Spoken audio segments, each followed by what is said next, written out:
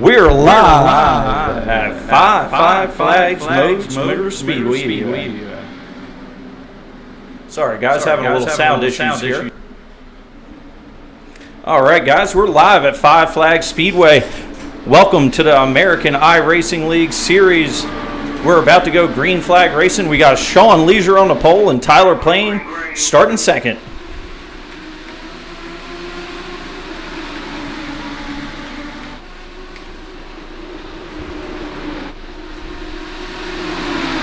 Got Ryan Matthews peeking to the inside, trying to get underneath Sean Leisure, headed into turn 3 here. They're 3 wide for the lead. They get together. Ryan Matthews into the fence, and we already have a Team 126 caution.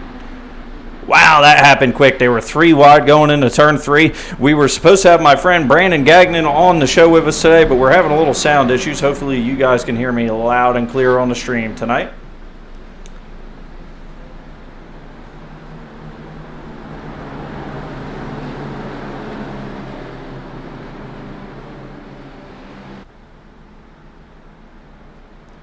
That brings us to our Team 126 caution. Sorry about the delay, guys, getting you here right before the green flag action. We plan to be here for qualifying, but you know, we're a little bit new in the business.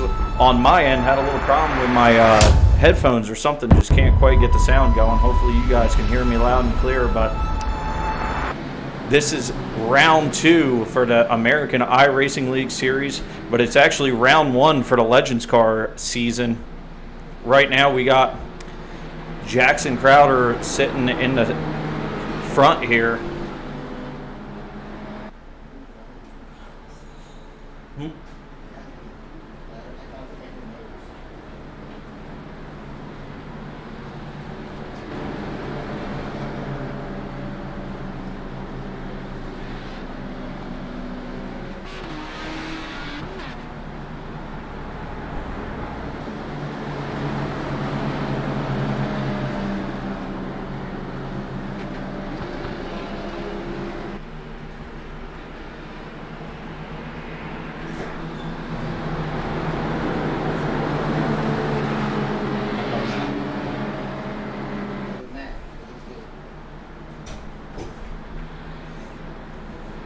All right, guys, we're getting ready to go back green flag racing here. The laps are ticking down quick. Green flag laps do count here for these guys this week. Lap 5 already for these Legends cars. Jackson Crowder, I'm sure, is happy there out front.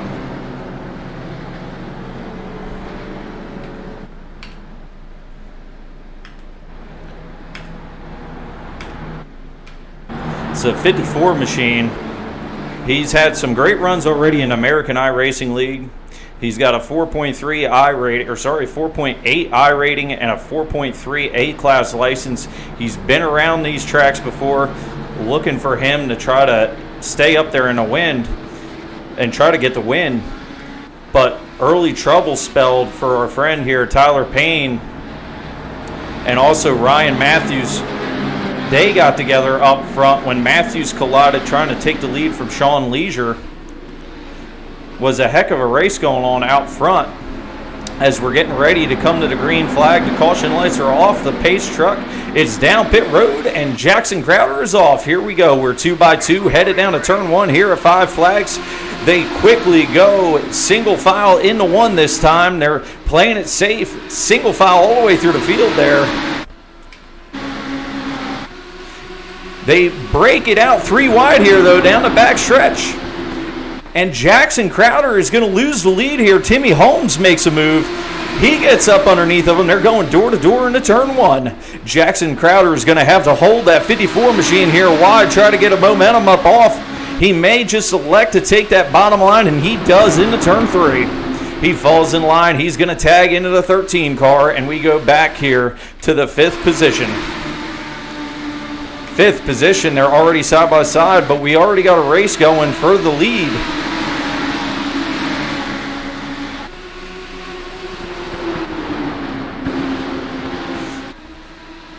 And the lead is switched. Thomas Axon made a move on Timmy Holmes there. We missed it, but Timmy Holmes is going to get right back to the inside of him. Timmy Holmes making a move here. What a move by Holmes, and Axum is going to have to hang it out high, wide, and handsome here to try to stay up front as they stack up behind him one by one here. Door to door through 1 and 2. Inches apart here. Crowder trying to follow through on the bottom, and he does have the line. Axum gives him the position here. They're door to door coming off of 4. The 54, Crowder makes a block. Axum grabs the inside wall and flies up in 1, saves the race car, but not the position. Falling all the way back. Wow, what a bad break for him. Sorry, guys, we're having a little trouble camera-wise, but we're bouncing around. A 13 machine of Axum falls all the way back to 7th after that. Bad luck getting in an inside wall, and he turns the 5 machine around. They save it at first. That BC machine, the 09's around. Big wreck all the way through the back of the pack. Looks like we got another Team 126 caution here. Lap 9 at 5 flags. Some rough racing going on before these guys. Between these guys. But man, that's what happens. You get a little bit tied up, get together with some guys, you get impatient, and Axum with his impatience ends up driving into the left rear quarter of the 5 machine. I'll have to catch up and see just who that was he got into.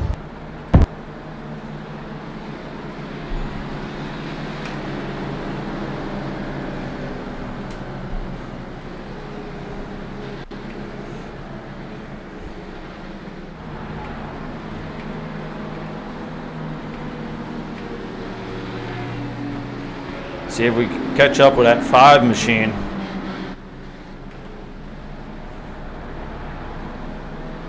He may get his position back.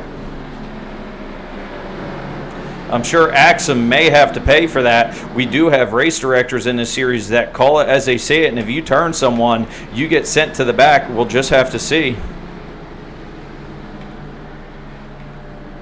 Kyle Fowler, you see on pit road. Already trouble for him. We got the fender knocked off the 78 machine here of Silva. Massman there of Massman Family Racing in a 007 machine, just sitting there letting it go here, trying to keep that machine in one piece. Looks like he's done it so far. Back in 12th, we got Landon Pembleton. He's a man to keep your eyes on. A 5.2 thousand I rating here. Cody Moorcroft, that's a beautiful looking 80 machine designed by Swag Raps Online. Got to thank everybody that has sponsored our broadcast here at Swag TV. Thanks for joining us. We have ComServe Wireless as one of our partners. Amazing brand. They can get you hooked up with any of your Verizon and wireless needs. We also got Massman Family Racing. They helped us out for round 1 in the American iRacing League Series. Studio Displays, some of our friends there, even Brandon Gagnon has been in some of these races. He will be in a late model feature tonight, I believe. And SwagrapsOnline.com. Check them out when you get a chance. You can get all of your online wrap needs. Also, any of your iRacing paint needs from Swag Raps Online and DPR Designs. And the Team 126 Racing Caution is about to come to an end. Sitting here, we got the 67 machine of Timmy Holmes on the front row. On the outside, Jackson Crowder. We're getting ready to come to the green flag as the pace car is about to take him to pit road here. Green flag is out, and right away, Timmy Holmes jumps out to the lead. He's got about a half a car length on second place on the outside.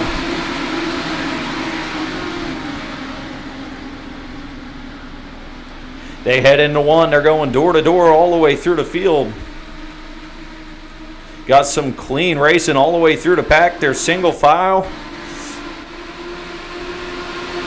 Single file all the way through the pack. But we got Thomas Axum trying to make his way back up into the top 5, working on the 5th place machine of Bradley Erickson. He's also got a 5,000 I rating. This field is stacked. Axum has nearly an 8K himself.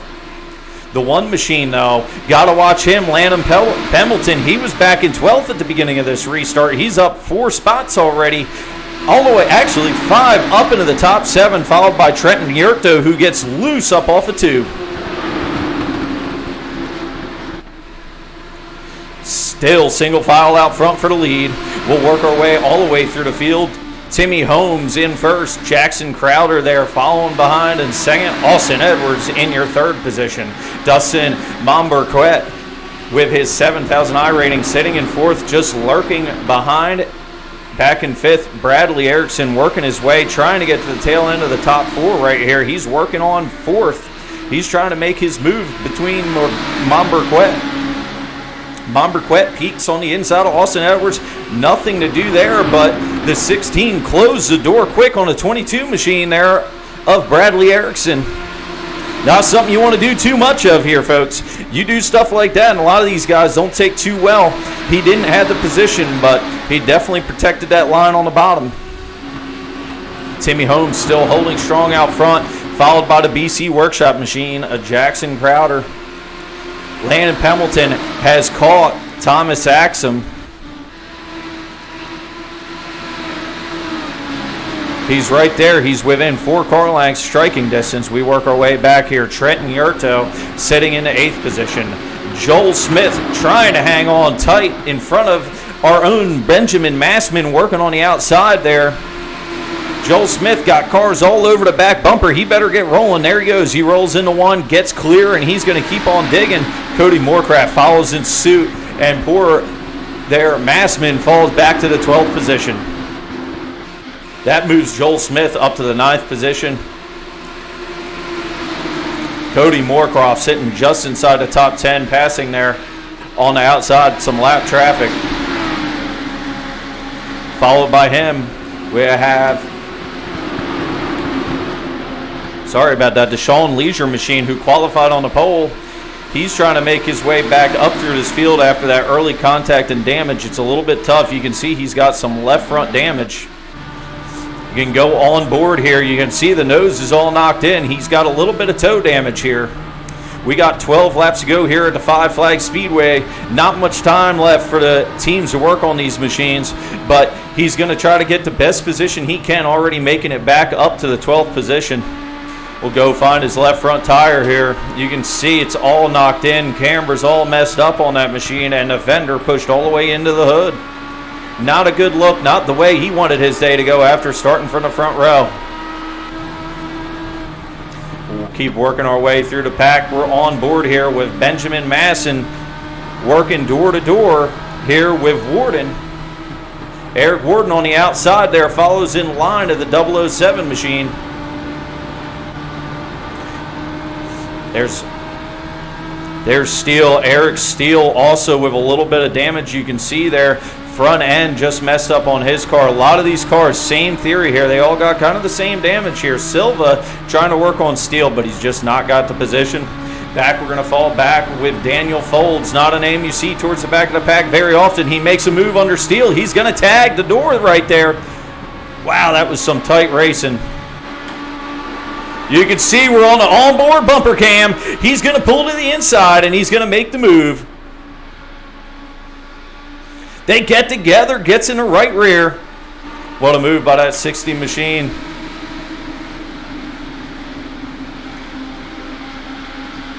Right back there, not the day he wanted to have, but David Schoaf sitting in the 16th position in that Sheehy Ford machine, the number 14. We'll get back to your leaders here. This is back of the pack racing, but we'll catch up with the leaders here in just a moment. There's Tyler Payne, unlucky break again for him. Started on our outside pole, didn't have quite the race. You can see all of our guys here stacked up all the way through the field, and here's the fight for up front, and Ryan Matthews has found his way back in the picture. I'm not sure if he's a lap down. He's not showing on the leaderboard right now, so I have a feeling he must be a lap down, but right now just a few car lengths separating Timmy Holmes and the Jackson Crowder machine. Two very high I-rating drivers sitting in the 6K. Right now, you can see I-rating does matter because your top 6 is all well over 4 I-rating, except for Bradley Erickson with his 1.5. I have a feeling that, actually no, sorry, that's his rookie license. Actually, he's a 6.4 I rating here. But Matthews trying to work on it. Looks like he's got some damage here.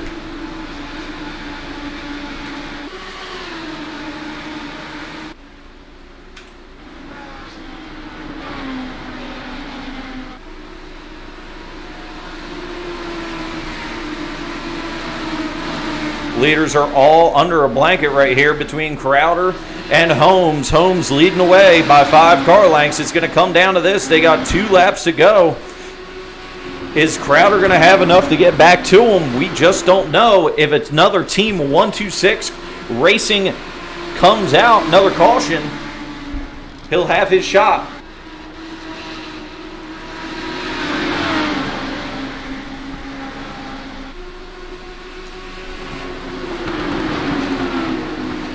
Crowder's got Matthews there with the damage, who likely has some decent tires. We got a lot of cars with the fenders and the hoods knocked off of these machines. Not the day they wanted.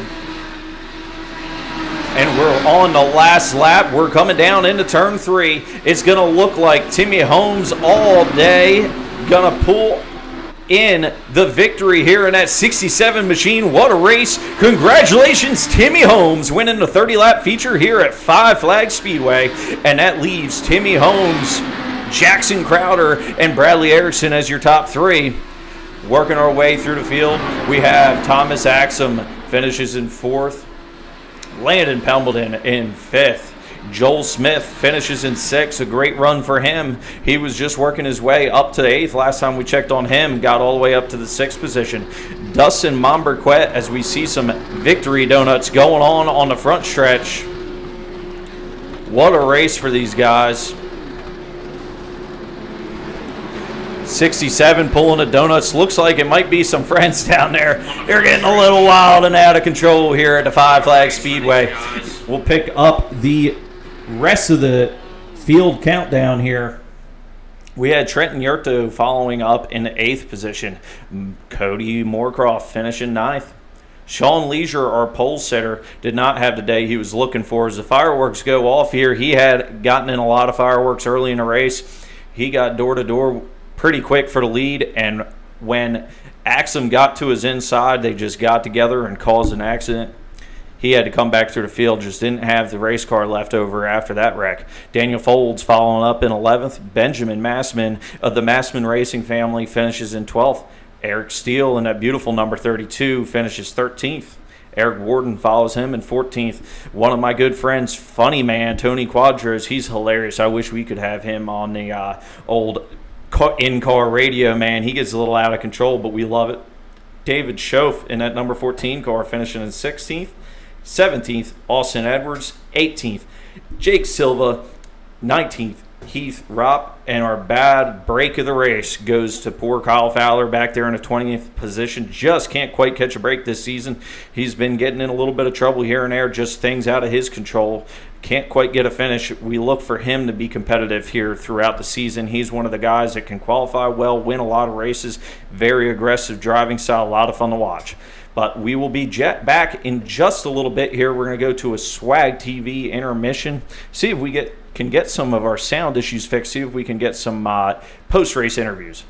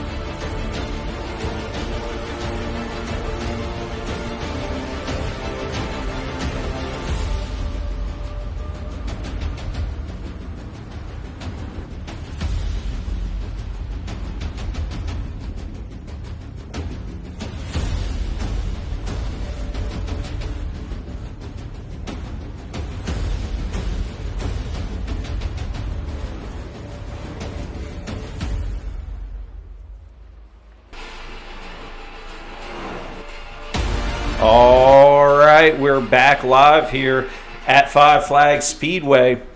We got our runner-up finisher, Jackson Crowder, who just barely comes home in second place, man. Tell me about your race tonight. How'd it go?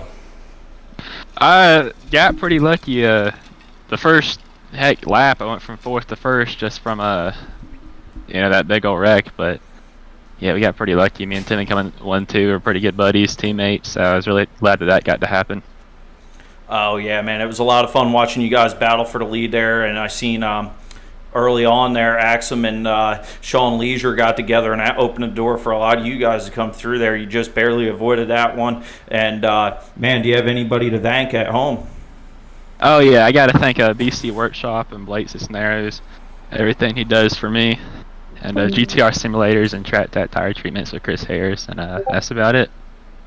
That's awesome, man. Well, thank you for joining the American iRacing League, and good luck. Are you running the late model or the super feature tonight? I'm running the late model one. Hopefully we don't get right from the lead again after leading basically all the laps, but I guess we'll see. All right, man. Well, good luck tonight, and we'll see you in the next race. And we're on with our winner, Timmy Holmes. Great run tonight for that man. He got a little bit of side-by-side action, had to hold on to that lead, made some crossover moves, got back out front. A lot of fun to watch. The man's got a 6K I rating sitting here with me, Timmy. How was that for you coming through the field and getting that win tonight at Five Flags? Oh yeah, messed up in qualifying a little bit, so I had to get around a couple people, and everybody got together on lap one, and like Jackson said, me and him got up to first and second, and that was a big deal because once we got going green, he needed to be up front, and that's where we were. That's awesome, man. Well, we're glad to have you here with the American iRacing Series presented by Sim Speed Shop tonight. Do you have anybody at home you'd like to thank? Yeah, definitely BC Workshop. They do a lot for me. Blake Cisneros, Jackson. He worked good with me tonight. Good teammate. Matthew Beeman, he got in an incident early, but just everybody that helps and everything they do. Absolutely, man. Well, thank you. Will we see you in the next two features tonight, the late models and the super lates? I'll be in the late model race, not the supers, but hopefully we can do the same thing. Well, great, man. Look forward to watching you race some more. Quite a show you put on tonight, getting up to the front and running side by side there. And we'll see you in the next one. Thank you, guys. That's our ComServe Wireless top 2. It should be the top 3, but we'll catch up maybe with Bradley Erickson a little later on if we can. And we'll be right back from intermission in just a moment with the late model stock car series presented by Sim Speed Shop.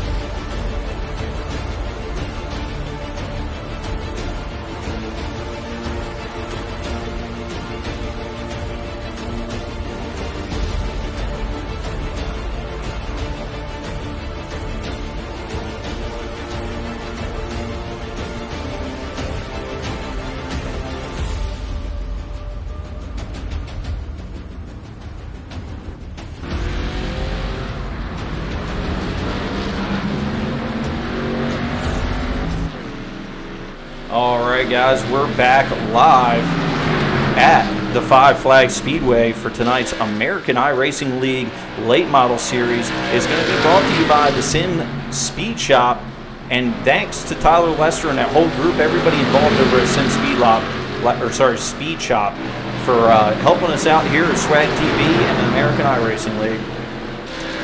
We're keeping eyes on here. Eric Steele, just a great looking car. Right now it's just practice.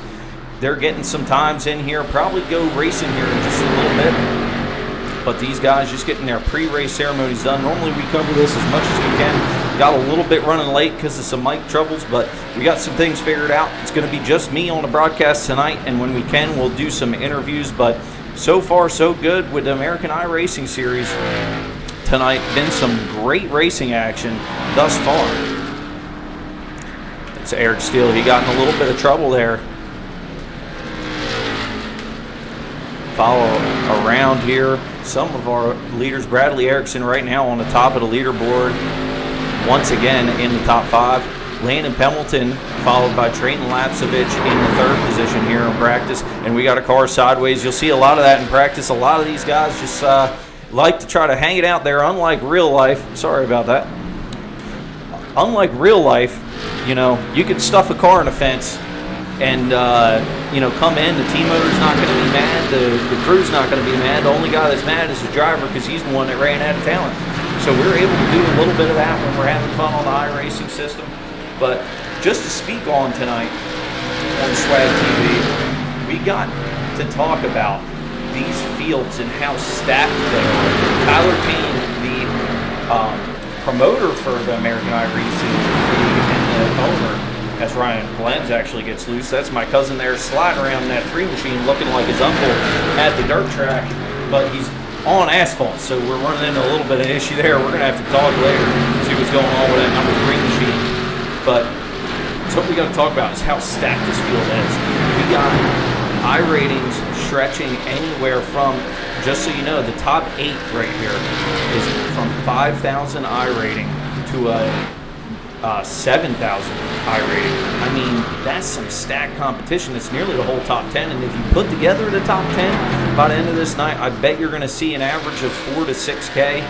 There's just a lot of very talented drivers, including Trayton Lapsovich and Thomas Axum. It's not easy work to get that 7,500 iRating, because the thing is not only do you have to be running good and winning races, but you got to also avoid all the clown issues out there, as we call it. Guys going all over the racetrack, you see here in practice, sometimes you run into that in a lobby. They just don't realize when race time is and guys are wrecking, and these professionals got to deal with that. They got to deal with everybody, because even though that iRating's that high, sometimes you still get launched in a race with a guy that just started iRacing yesterday.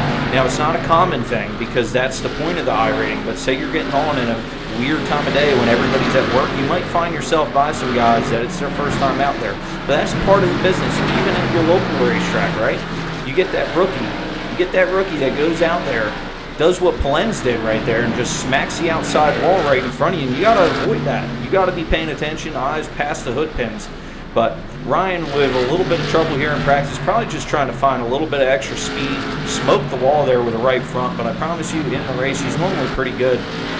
Struggling a little bit right now, but struggling in this field is a whole different deal than struggling on official races. In this field, if you're in the top 10, you're the top 10 of some of iRacing's best drivers. You know, if you finish 10th in an official race, you know, that might be a little bit different. Right now, we're following alongside, I believe this is again the 54 machine, Jackson Crowder, who finished 2nd runner-up in our last race in that BC Workshop machine. He is 7th in practice right now, and a little information on these sets. These setups here are all built by the Reaper Speed Lab, but they're fixed setups, so they're meant for this iRacing series to be able to drive competitively with a car that's not too tight, not too loose, something that they put together that every driver from every skill set can get in and run. So that's a little bit different from a super late model feature tonight, which will be built individually by each driver or team per se. Some of those drivers have teams working around the clock, 12-hour days sometimes, practicing 60 laps at a time, 32 sessions a day, getting these setups ready. So some pretty cool things here at iRacing behind the scenes. You know, the old school way is to turn wrenches out in the shop from 5 o'clock at night until 5 in the morning the next day, trying to get ready for that Saturday night show. Well, it's a little different here because it is virtual, but I promise you the work ethic is still there for some of these young guys and even older racers. They put a lot of time into this program. We've got a little bit more time to go on practice. Tyler Payne takes that 18 Swag Wraps online machine out front. One of our sponsors is on that car, also with Reaper Speed Labs and ComServe Wireless. Once again, thank you for joining us. Got the Sim Speed Shop. If you guys are just joining in, please follow Swag TV on Facebook. You may have to do a little searching. We got Swag TV and Swag TV Simulations. Also on Twitch, we're Swag Motorsports. So just keep with us there. Follow, subscribe, do everything you can. Hey, Brandon, I believe we got Brandon Gagnon in on the broadcast. I can hear him loud and clear this time around. Going, bud. Missed you in the Legends. I know, man. I missed you. How's it out there on the track? I see your lap time's not so pretty, but I mean, I don't know. And if you can figure out how to gather it, it won't be too bad. I mean, I'm not dead last. I mean, isn't that the goal? Don't finish last. Don't finish last is the goal, but we would like to see you get up there and win a darn race already, man. What's going on? I'm just messing around. But that's a beautiful looking ComServe wireless machine. I'm sure you'd like to thank Swag Wraps and some of the other partners. They're all part of the TV broadcast, all one group. Yeah, Swag Wraps online, studio displays, ComServe wireless, just everybody's World Simulation Auto Group. This thing is awesome. It might not be fast, but that's on the driver, but it sure as hell looks fast. So we'll see what we can do. Mark my word, I'm going to get back out to practice, but there might be wrecking them in turn 1 on lap 1, but we'll see. Hey, man, if you keep that thing clean as it looks, you'll be just fine at the end of the race. And where can we find you at Twitch TV, man? Boston Boy 83 on Twitch TV. I'd love to have you guys on here. Just became an affiliate 2 nights ago, so just trying to become famous. That's right, man. Brandon's one of our favorite personalities here at Swag TV. He joins us for a lot of the broadcasts. Good luck tonight, Brandon. Have a lot of fun. All right, we'll try to hop in there. Listen out for me. I'm gonna call your name a couple times. See if you're racing. Appreciate it. I'll be in the waiting room if you want to bring me in here, bud. All right, buddy. Thanks for everybody watching. Thank you, man. All right, we're back to the practice here. That was Brandon Gagnon with the 83 machine. One of our friends here at Swag TV. A lot of fun, I'm telling you. If you get the time, follow him on Twitch. He's got a great personality. A lot of fun to watch and enjoy and hear. He's in the races, too, from time to time. Gives me a little bit of help. It's funny because I just had gotten involved with Swag TV. A funny story. I get one of these nights where we're getting wrecked left and right, and this guy finally went too far, and I turned him under caution. One of the rare times I ever did it. I think once or twice I did it, and I said, "See you later, bud." Well, poor Brandon Gagnon was caught up in my madness, and that's how we got to know each other the first time. He goes, "Man, if he's as much of an idiot as he is on the racetrack, I don't know if we'll get along." But it turns out, I guess I'm only half the idiot I am on the racetrack, so it works out good for us. So anyway, Brandon Gagnon, a lot of fun. We're going to work our way through the field here. This is Beeman, and he's sitting practice in the 10th position. Now, some of these times, like you see Ryan Matthews, 7,000 I rating, you're guaranteed to almost see him up front, top 5 every race, but he's sitting in 12th. Sometimes these guys find that little extra speed to go out there for qualifying. There's little tricks in the book, per se. So you can't count out a guy just because you got guys that are, more towards the back doesn't mean they're not going to be there at the end. That's a good-looking 5 machine, though, for Matthew Beeman. Brandon just letting that car cool down on pit road. We'll have to catch up with these guys, get back to some action on the racetrack. Not much longer for practice here. They should be going green here shortly for qualifying. Now, I don't believe I'll be able to see the cars while they qualify, nor will you, but I'll be able to at least give you a little bit of a field rundown before the green flag. Call out some lap times for you.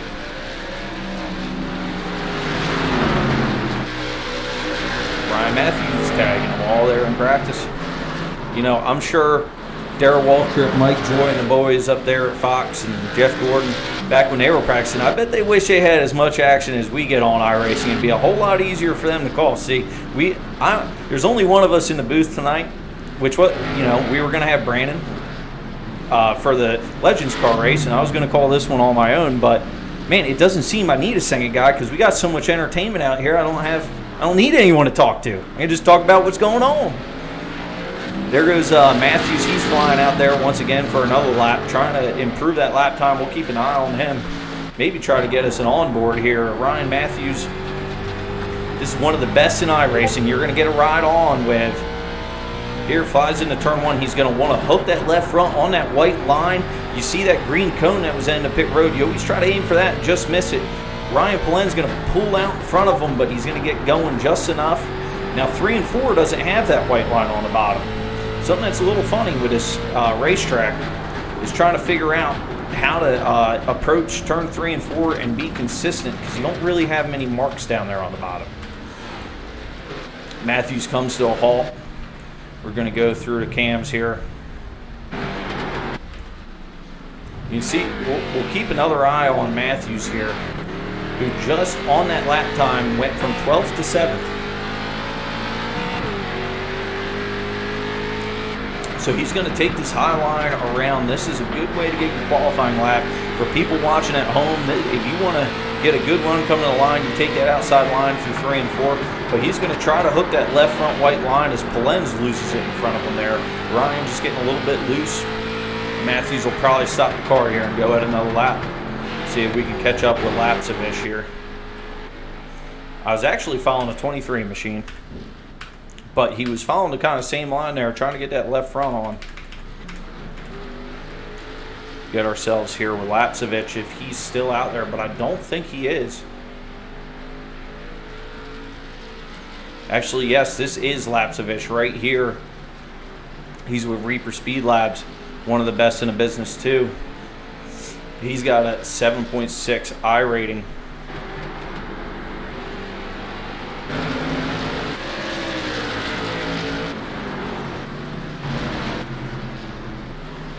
He's going to come to a halt and probably give it another run there. He hits it. I believe that was Fowler up there in the groove. Not 100%. He's normally in the 5 machine. But I want you guys to keep an eye on this left front camera here. As we're on the Swag-TV left front onboard cam. Brought to you by Sim Speed Shop here in American iRacing League. But you're going to want to keep an eye on this left front. They want to hook this white line. As you see, he's got to avoid the mayhem. Now, if this was a open setup, he would be adjusting that car to try to turn it down and get it on that white line because I see he's getting a little bit tight on exit. Matthews up to the 2nd position, just ran a great lap. Looking good for him. That was Lapsevich we're on board with. See if we can get an on board once again.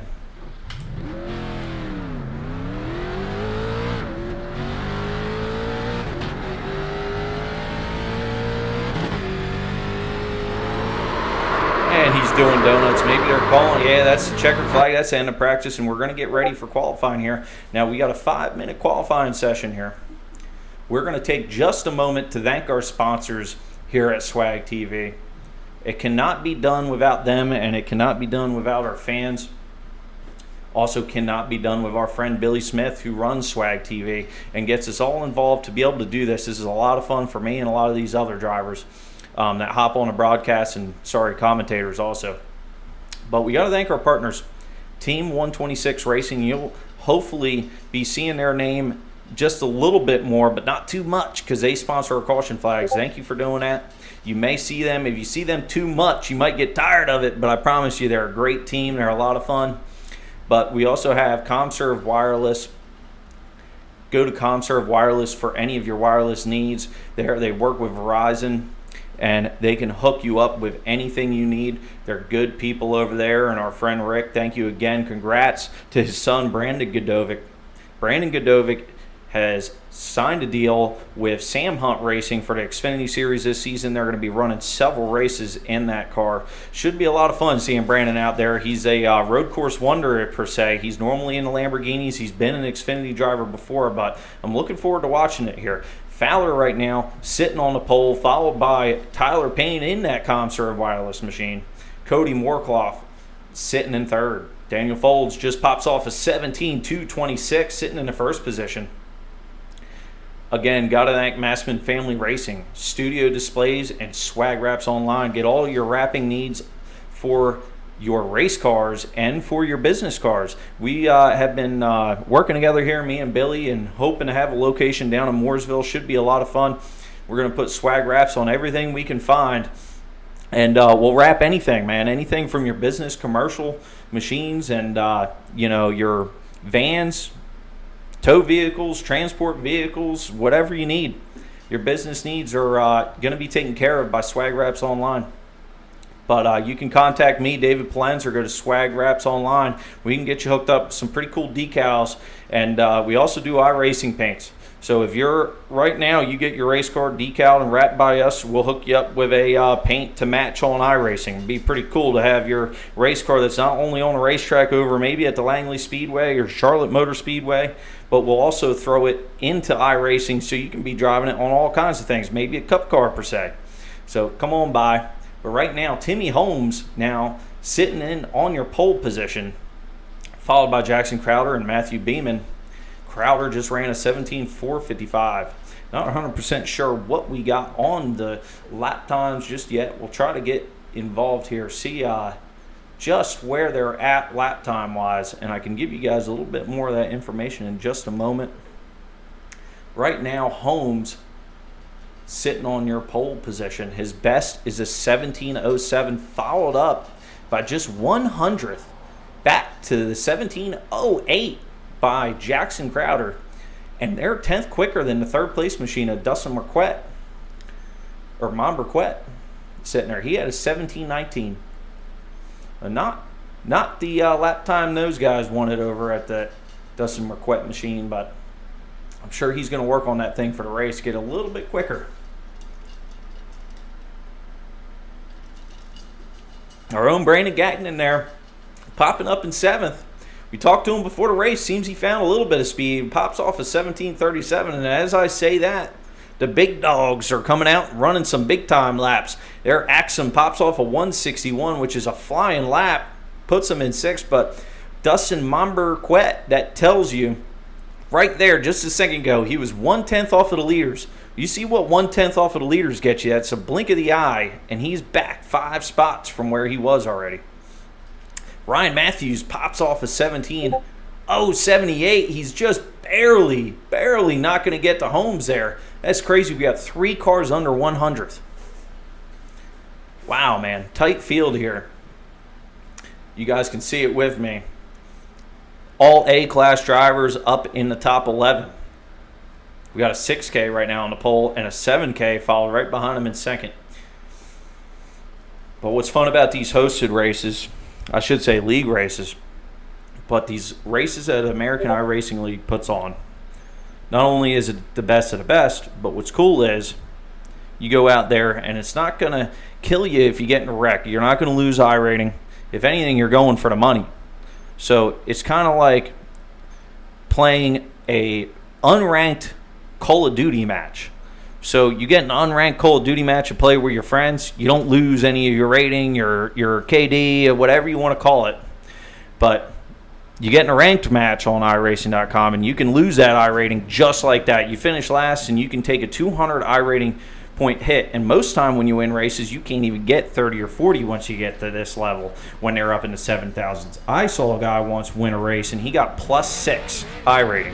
+6 out of 7.6 thousand. So imagine, he could have wrecked and been out 200 points, and he was doing it to risk for only +6 iRating. As we get ready to take the green flag, Trayton Lapsevich comes home with the pole, just beats out Timmy Holmes and Ryan Matthews following in your top 3. We'll go through the field here just a moment. Here is Timmy Holmes in your 67 machine, but starting on the pole, Trayton Lapsevich will work back to Jackson Crowder starting in 4th on the outside. He's going to try to make some moves here early. Ryan Matthews starting on the inside in the 3. Starting In the 5th position, our pole sitter from the last race, Sean Leisure. He will be trying to get back up there, get a little bit of redemption from earlier. We're missing one car. Grayson Ward, I'm sure he'll be out before the race. You get up to 2 minutes to grid, but they better hurry up because you can miss the start, and then you could go multiple laps down, and there's not normally much chance to get a lucky dog in these races. Grayson Ward, you're getting called to the car. Timmy Holmes actually backed out for a second, maybe adjusting some settings, something you can do on iRacing. Going to fall back to the 7th position in that 22 machine. Bradley P. Erickson in 8th. Austin Edwards in 18 car. Going back all the way to 13th. Or sorry, in the 13 machine, not all the way to 13th. We are going to have Thomas Axum, who was competing for a win earlier. Follow him by Landon Pemberton. We're rolling off. Matthew Beeman going to be starting in 9th position, followed by Kyle Fowler. In 11th, Thomas Axum. Sorry, we're just getting a little jumbled up on our deal here because they are taking the green, and when they do that, we lose our grid just a little bit, the order it was in. We got live timing. Unlock Fox, they wait till the line. We got you live timing right away, right now. A little bit of benefits of the iRacing program. But we work our way through the field with Kyle Fowler, 12th, 13th, Daniel Folds, 14th, Cody Moorcroft. In 15th, our own Brandon Gagnon picked up a little bit of speed there. Tyler Payne struggled in qualifying, not going to quite find the speed he had in practice earlier. Going to start in 16th, starting 17th. Levon Van Geest, he was one of our winners. Can he get back up there this week? Benjamin Massman of the Massman Racing family in 18th, 19th, Trevor Ward, 20th. Jake Silva. And we're going to round out the field here. We got Ryan Polens in that number 3 machine and Eric Steele. Got Tony Quadros is going to round out in the last position, starting in 23rd. And we're going to be going green here at the Five Flags Speedway.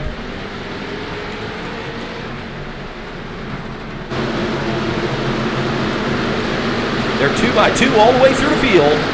We got a race out front. We got Trayton Lapsevich. Sorry about that, guys. Getting a little caught up on the caution cameras here. Got some good racing going on with the leaders here. The 32 machine is going to stretch out front. Lapsevich takes the front position in that Reaper Speed Labs machine as Ryan Matthews peaks, but he's not there. Matthews falls in line back to second. He's got a hold off the 67 machine of Timmy Holmes. Keep getting the pace car. We need to take that off of the camera, that's for sure.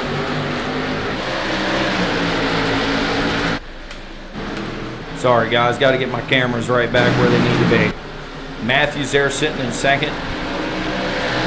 Trying to work his way back up to Trayton Lapsevich. 2 great race car drivers in the 7,000 I rating range in the A class, but the 67 machine of Timmy Holmes pulling to the inside. He's going to be followed through by Austin Edwards. Matthews, normally we see him going to the front, and he loses 2 spots there pretty quick. He falls back to the 4th position, followed up by the 22 machine, Bradley P. Erickson.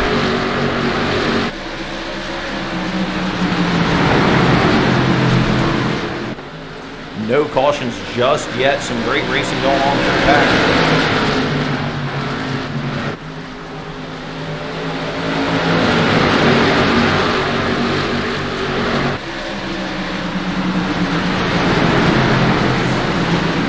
Axum sitting in your 6th position, trying to work his way through the field. He started back there. I believe he was in the 8th position and starting this thing now. He's working his way up there. He's got a very clean looking 13 machine. Just getting the sponsors' names out there. American iRacing also riding the machine and RKN. BC Workshop machine. Yellow flag flies. Not quite sure why, but I do see Tony Quadros rolling around the bottom there. Quite what he wanted this early. Goes a lap down quick.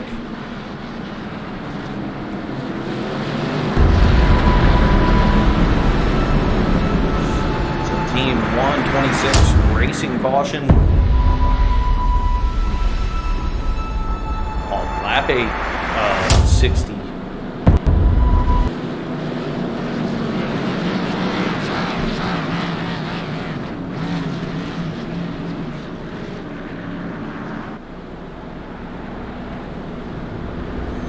Work our way through the field here. In 7th is Jackson Crowder, followed by Landon Pemberton in 8th.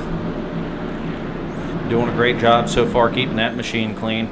Work our way through the field, see if we got any cars with damage just yet. Gagnon sitting there all the way back in the 12th position. Him and Payne must be working together here, up several spots from the beginning of this race. 23 machine, Levon Vandergeest, he just hung out last time and got a good run at the end. Quadros in on pit road. It must maybe had been a single car spin there. Ryan Plens right now not having a race he wanted to have thus far, lurking in the 17th position. He's going to work his way through the field. I promise you that. If he just stays out of it, he's the kind of guy that will ride, let these guys work it out, and next thing you know, you'll see him up in the top 10 fighting for a good position. Now I do see some damage here on that 77 machine of Trevor Ward. Right front knocked all in, which normally is either one of two things: a tail sign of hitting the wall or a tail sign of hitting someone's left rear.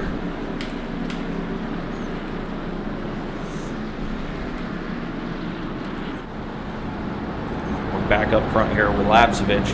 They're cooling the tires off, a little bit different of what you do in a real stock car.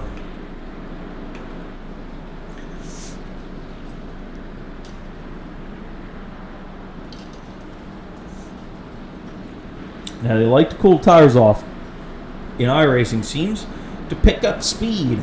Now, you cool your tires off under caution in real racing after about 30 laps normally. You try to cool them off a little bit if your car's not handling good.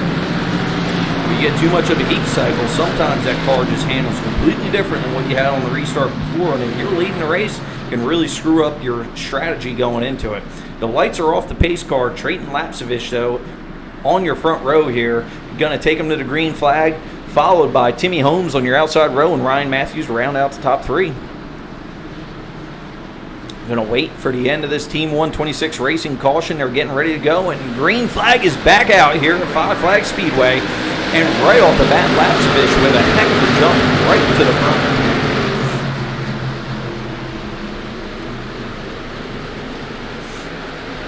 Got Matthews following through in that second position. Not sure what's going on with my cameraman. Oh, it's me. Just struggling a little bit on the heats here, but we're going to follow here with your top 5 fighting door to door. There, the 67 machine of Timmy Holmes fighting to stay in that top 3 position, but it looks like Bradley Erickson has got the position.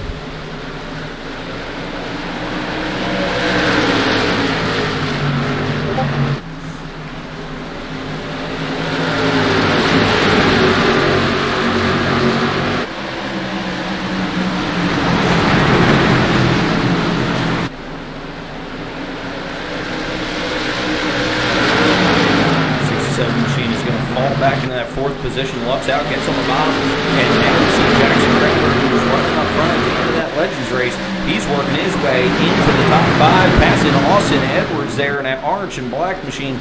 Looks like he's got the Clemson Tiger on the hood. I don't believe that's what it is, as we have another Team 126 Racing caution. Let's see if we can find it.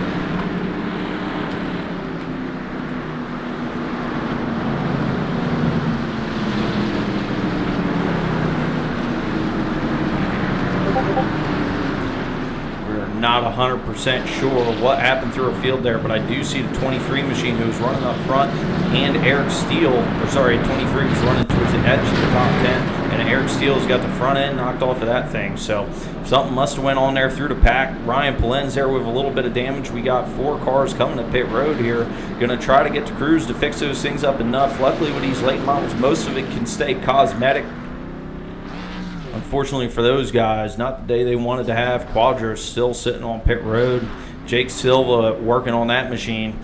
Ryan Polenz, not a great race for him so far, but he's going to pull back out.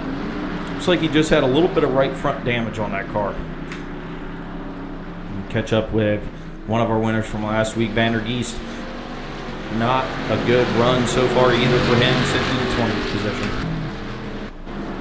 Catch back up to the field here.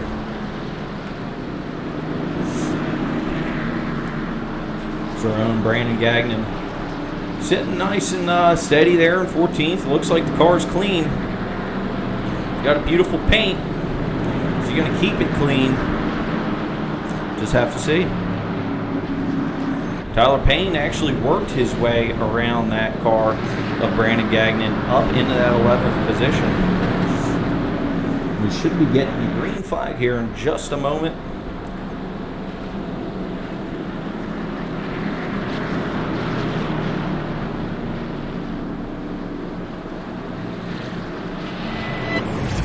Again, Team 126 Racing caution here for you.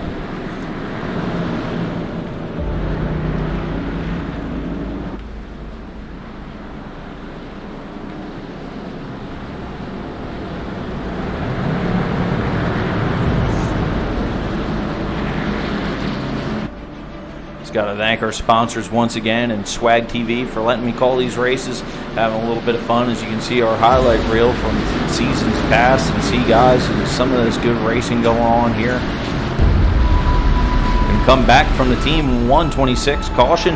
Ryan Palen's off the pit road, just beats it from losing his lap, and we're lights off on the pace car, ready to go back racing here at Five Flags, lap 21 with 39 to go. We have Trayton Lapsevich going to lead our field to the green flag.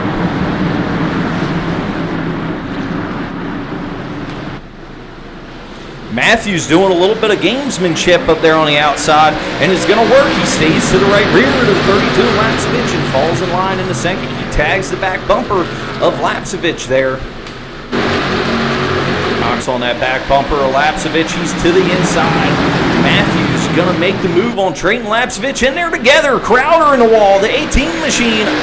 Austin smoking the wall. Austin Edwards getting hit hard, and the Team 126 Racing caution is out once again. Tough break for Jackson Crowder. I would love to catch that replay. Just learning some of these new streaming layouts for myself, and we'll get the replays here and there when we can get them. But we're keeping it going here tonight. Make sure Swag TV calls this American iRacing League series. It's some great racing. We would never want to miss it. Doug Leisure, we're sitting there in the 7th position. Our pulse of the last race, just kind of lurking. Hamilton now, sitting in the top 5. That's another name you got to keep an eye on. 2 Dominion Raceway drivers, actually 3 if you include Ryan Palen, sitting in this field tonight. Make that 4, Kyle Fowler. Kyle Fowler has quietly worked his way up to the 8th position. As Hamilton looks like he's having an issue here. He may be getting an end-of-the-line penalty. I'm not sure what quite happened. Maybe he might be coming down pit road, but it looks like he's getting an end-of-the-line penalty from the field. So he must have been some kind of culprit or cause of that yellow with the rest of this field. Don't see any damage on that machine though. See on board with Austin Edwards, not the day he wanted to have. Tyler Payne, not a good day for him. Sitting there in 20th, got caught into the action.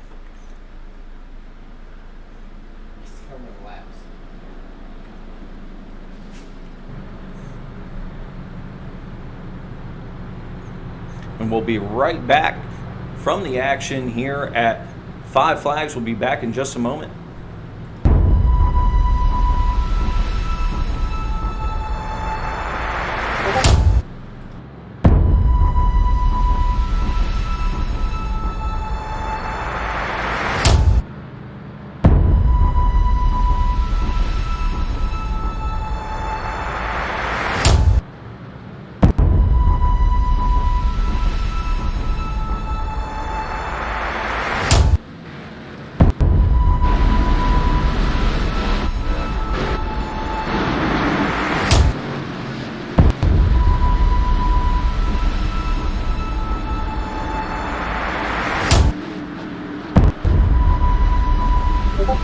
All right, guys, we're coming back. Going to go green flag racing here at Five Flags.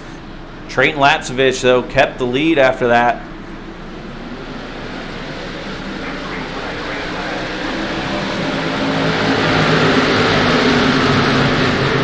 Markovich stays out front. He's got the lead. Takes off by about 1 or 2 car lengths over that second position of Ryan Matthews. Dustin Marquette following along him. He's once again stuck on the outside.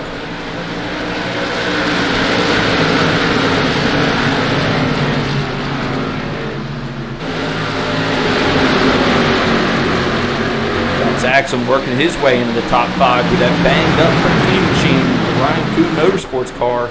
With the right front knocked off of it, doesn't matter. He's trying to stay involved here into the top 5.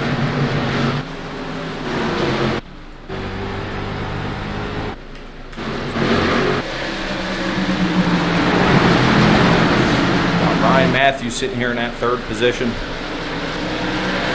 Just looking, he had fallen back to 5th there for a moment, but he's slowly working his way back up into the top 3.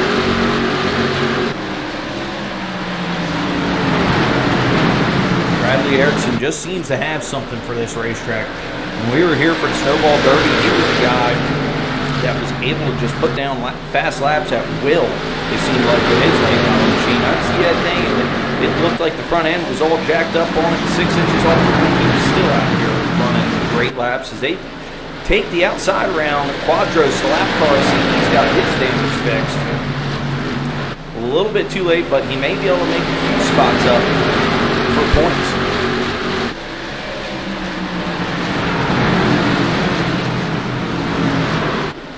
It's in there in 4th, Dustin Monberquette. Sorry about that, not sure what quite happened. iRacing just had a little bit of a freak out.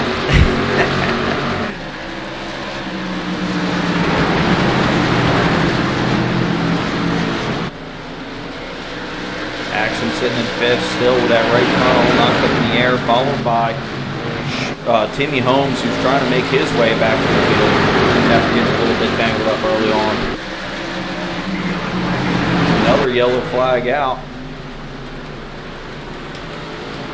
Got some cars here. Another involved by Eric Steele and Ryan Polens. Looks like he's got some more damage on that machine. Not having the day he wanted. Normally he lurks and stays out of the mess. He seems to be a part of the mess tonight.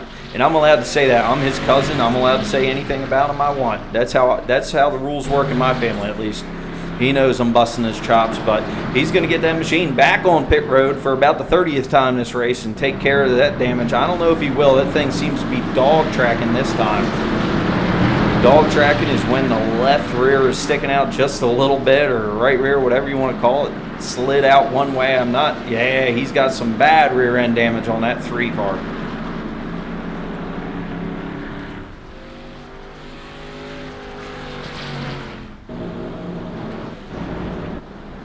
Drayton Lapsovich still leads your field here. 37 laps down, 23 to go. Here at the Five Flags Speedway, brought to you by Sim Speed Shop. Our friends over at ComServe Wireless, once again, if you guys are following a stream, it's only going to keep getting better here between the action of American iRacing League and Swag-TV. We're a new representative here in iRacing, trying to get our name out there. You know, trying to provide the action and the content our fans are looking for and be a big part of the iRacing world. We're working, one stream at a time, just trying to get better and better each time. It's as any business, you always run into things you can get a little bit better, but I feel like we're having a good time tonight with you guys. Thanks for joining in. If you're a part of it, subscribe, hit the notification button there on the Facebook page, on YouTube, everywhere you want to hear us. But if you want to see some good racing, we got this series, American iRacing League, but we also have the Studio Displays Super Dirt Late Model Tour. We got some World of Outlaw guys involved in that, such as Chris Ferguson, man. ShopFergie.com right now. Get your iRacing goodies, your Ferguson Shop Fergie merchandise for 10% off if you put in iRacing on his website. So ShopFergie22.com. You find it there. He's got some pretty cool stuff. If you're a dirt racing fan, I'm sure I don't have to tell you he's one of the best in the series. But pretty cool to see some pros hopping in. And I can tell you this, through this field we got several real-life race car drivers. These guys might put on the shows on Saturday nights throughout the summers, but in the winters, this is where they hone their skills too, trying to keep the edge on. Back in my day, as us old guys say, even though I'm only 30 years old, this year, we would have to rely on preseason practice to even know what a track looks like and how to hit our marks. But instead, you're able to use this iRacing platform to do that and prepare nowadays. As the pace car is off, the 32 Reaper Speed Labs machine is going to take the green flag, and he launches Lapsevich out front, but not quite all the way to 22. Has a great start there. Bradley Erickson hangs on tight on the right rear. Ryan Matthews trying to follow Lapsevich through, but Erickson going to try to squeeze him here.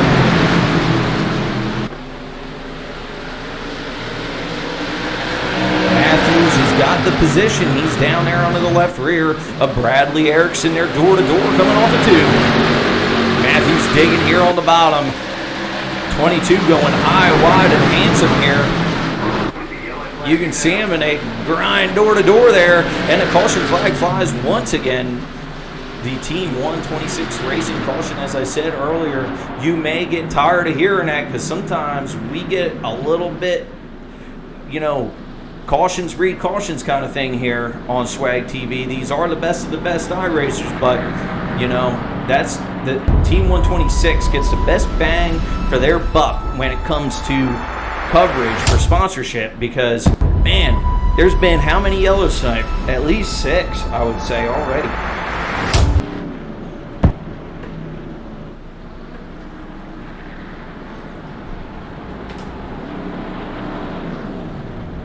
Keep our eye on that 32 machine. Work our way through the field once again here.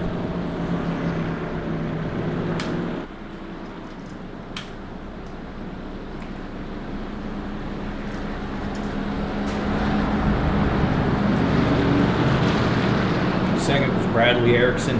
He's just hanging tight in that machine today. Very clean looking car. Got Ryan Matthews following him in third, just lurking on tight. He had the position on Erickson, chose to not take it before the yellow flag flew. We're lap 45, 15 to go already. Thomas Axum has worked his way up into the top 4. Sometimes I just don't know how they do it. He's missing a fender on that right front. Got it hanging out way wide. He's probably got some toe problems, but he's still hanging there in 4th position. Followed by Dustin Momberquet in that 116 car. Back to the 67 machine of Sean Leisure, our pole sitter from the last race. Also, followed by Timmy Holmes, another 67 car. 67 cars run wild sometimes. Back there in the 8th position, Daniel Folds in that 09 car. Brandon Gagnon, not so clean anymore. Looks like he's been through all hell, but it doesn't matter. He's sitting in the top 10 and 9th in that Swag TV car. ComServe Wireless also riding that car.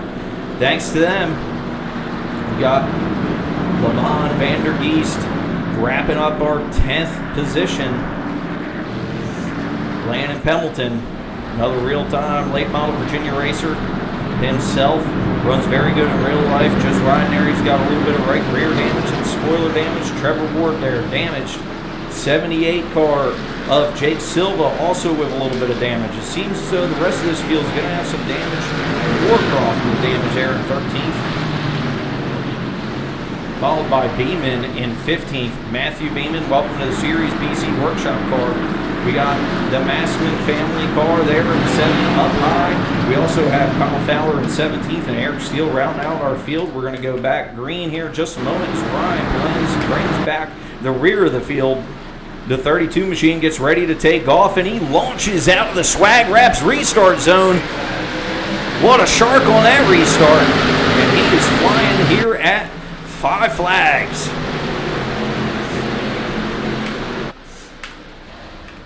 Got some great shots of our pace car right here.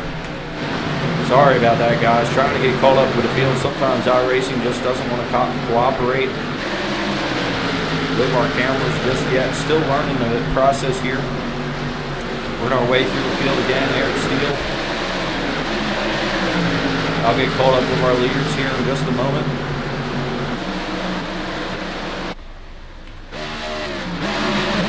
There we go. We got Matthews is falling back into the 3rd position. There, the 22 machine. Bradley Erickson is working his way on that back bumper. Trayton Lapsevich here coming up off of 4. What a great view we got here.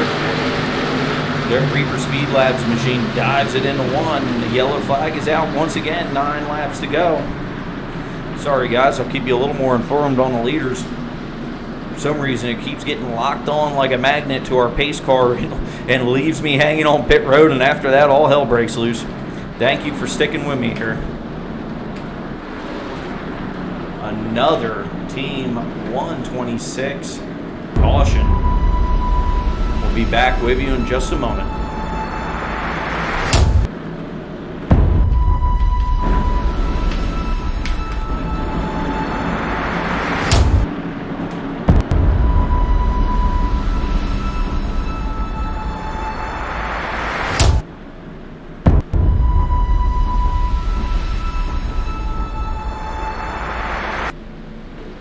Back here at the Five Flags Speedway, we got 8 laps to go. Eric Steele going to take the lucky dog here on the outside of the racetrack, get one of his laps back.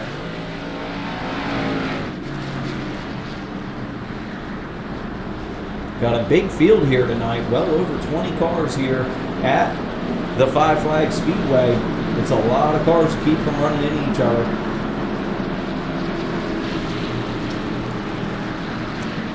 Gagnon now just sitting on the outside of that top 10.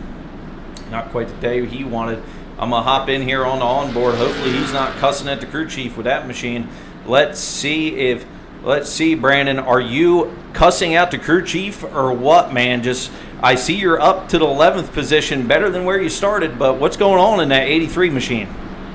I got a steering wheel that's pointing at about 9 o'clock right now. There's a wreck in front of me earlier. You had a slower car on the bottom turn somebody and had nowhere to go, got put into the fence. But we're going to see what we can do with this damaged up swag car and studio displays. I think Billy Smith from Swag Wraps and Graphics is going to have some body panels to put back together this week.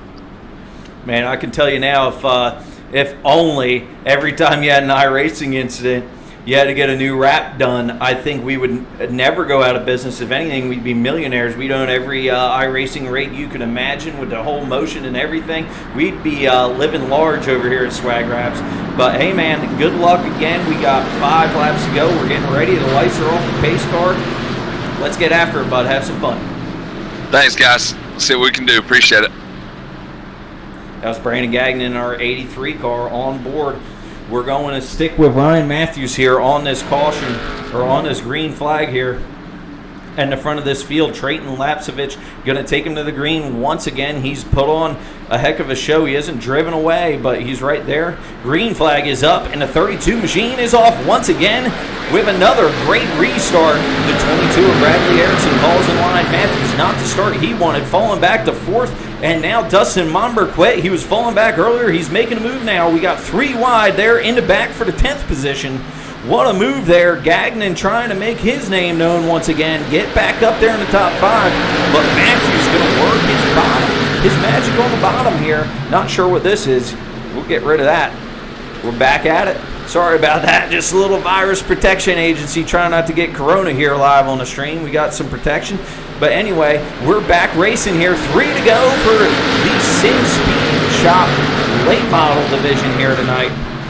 Little bit of bumping and grinding up front. Bradley Erickson together, but just as he gets the run, the caution flies once again. Team 126 caution getting their money's worth tonight. Not the caution that Bradley Erickson wanted, man. That's going to lead to a green-white checker.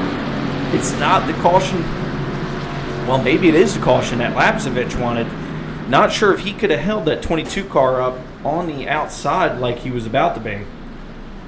But Erickson was, man, he was in the catbird seat sitting on the bottom. And just loses out there because of that. It's unfortunate there for Erickson, but a lucky break for Lapsevich. Dustin Momberquet will see what he can do with that inside starting position. Matthews struggled to get going on that last restart, and Momberquet made the move to the bottom of the racetrack. Looks like they're playing a little bit of games down there. Matthews giving Momberquet a little bit of a bumper. I wonder if something happened we missed. Maybe they're just buddies, one or the other. But I know one guy you don't want to mess with is Ryan Matthews. He doesn't run through you, or he'll be very aggressive race car driver, but typically only when you deserve it. So you don't want to mess with that 51 machine. Now, I don't think he has a 51 for Rowdy, but, he's got that hard-nosed personality behind the wheel like Rowdy, but I can promise you this, I love Ryan Matthews as a person. Great guy, a lot of fun to talk to. We may be talking to him after the race. Make sure you guys stay tuned for the top 3 afterwards as we get ready for green-white checkered action here at Five Flags in Pensacola, USA. We're at the virtual track, but it feels like Florida. Up in here in the Swag TV booth, just enjoying paradise and racing.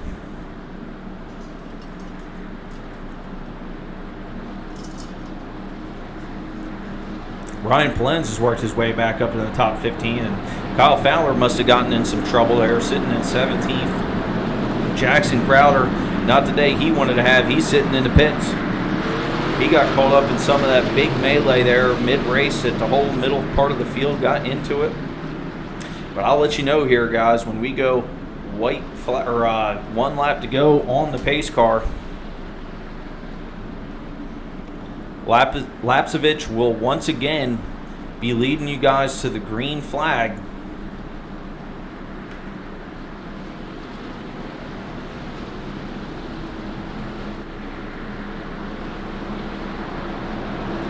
Once again, got to thank our partners and thank you everybody for joining the stream tonight.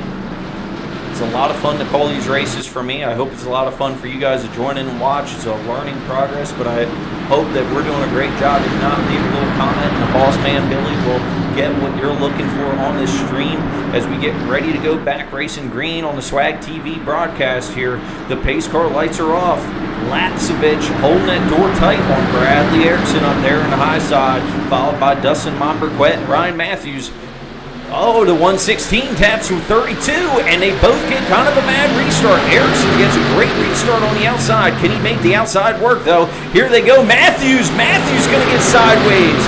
Oh, man, and they pile up big. Thomas Axum gets together. I believe we have another green-white checker, but we will have to catch up with the field here. Thomas Axum with some big damage. Landon Pendleton in that 11 machine smoking as the big one comes out here at Five Flags. Man, is this a demo derby or a race for Thomas Axum, man? That thing is destroyed. Look at that. Wow. I'm surprised you can still drive around this Five Flags Speedway, but he's going to try to make it work here because you never know. I was 18th going into the last green-white checker, and I finished 3rd here at the Snowball Derby. Or, sorry, the Snowflake. The Snowflake here at Five Flags earlier this year, the virtual one, not the real one. Once again, Thomas Axon with the damage. Tyler Payne on pit road, not the day he was looking for. Some of our competitors here just not having a day they wanted. Landon Pendleton out now after that. He had to pit. He had a blown motor. Austin Edwards out, and Grayson Ward not the day. 24th. Jackson Crowder rounding it up in the 20th position. But got to thank all those guys for coming out. Tony Quadros here on pit road also for most of our races, making up some positions. This is why you never give up. Even these green-white checkers, the scheduled distance was 60 laps. But Larry Mack couldn't even have seen this coming. We got 68 laps. I hope these boys got enough fuel on board. I've also won one of those races.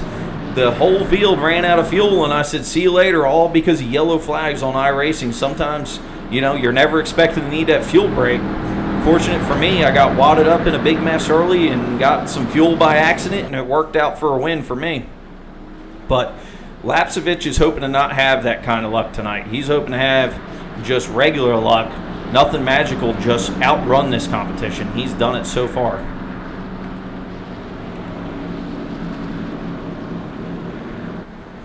Now that last restart, the 116 tagged the back bumper, the 32 car. And that's when it all kind of started stacking up.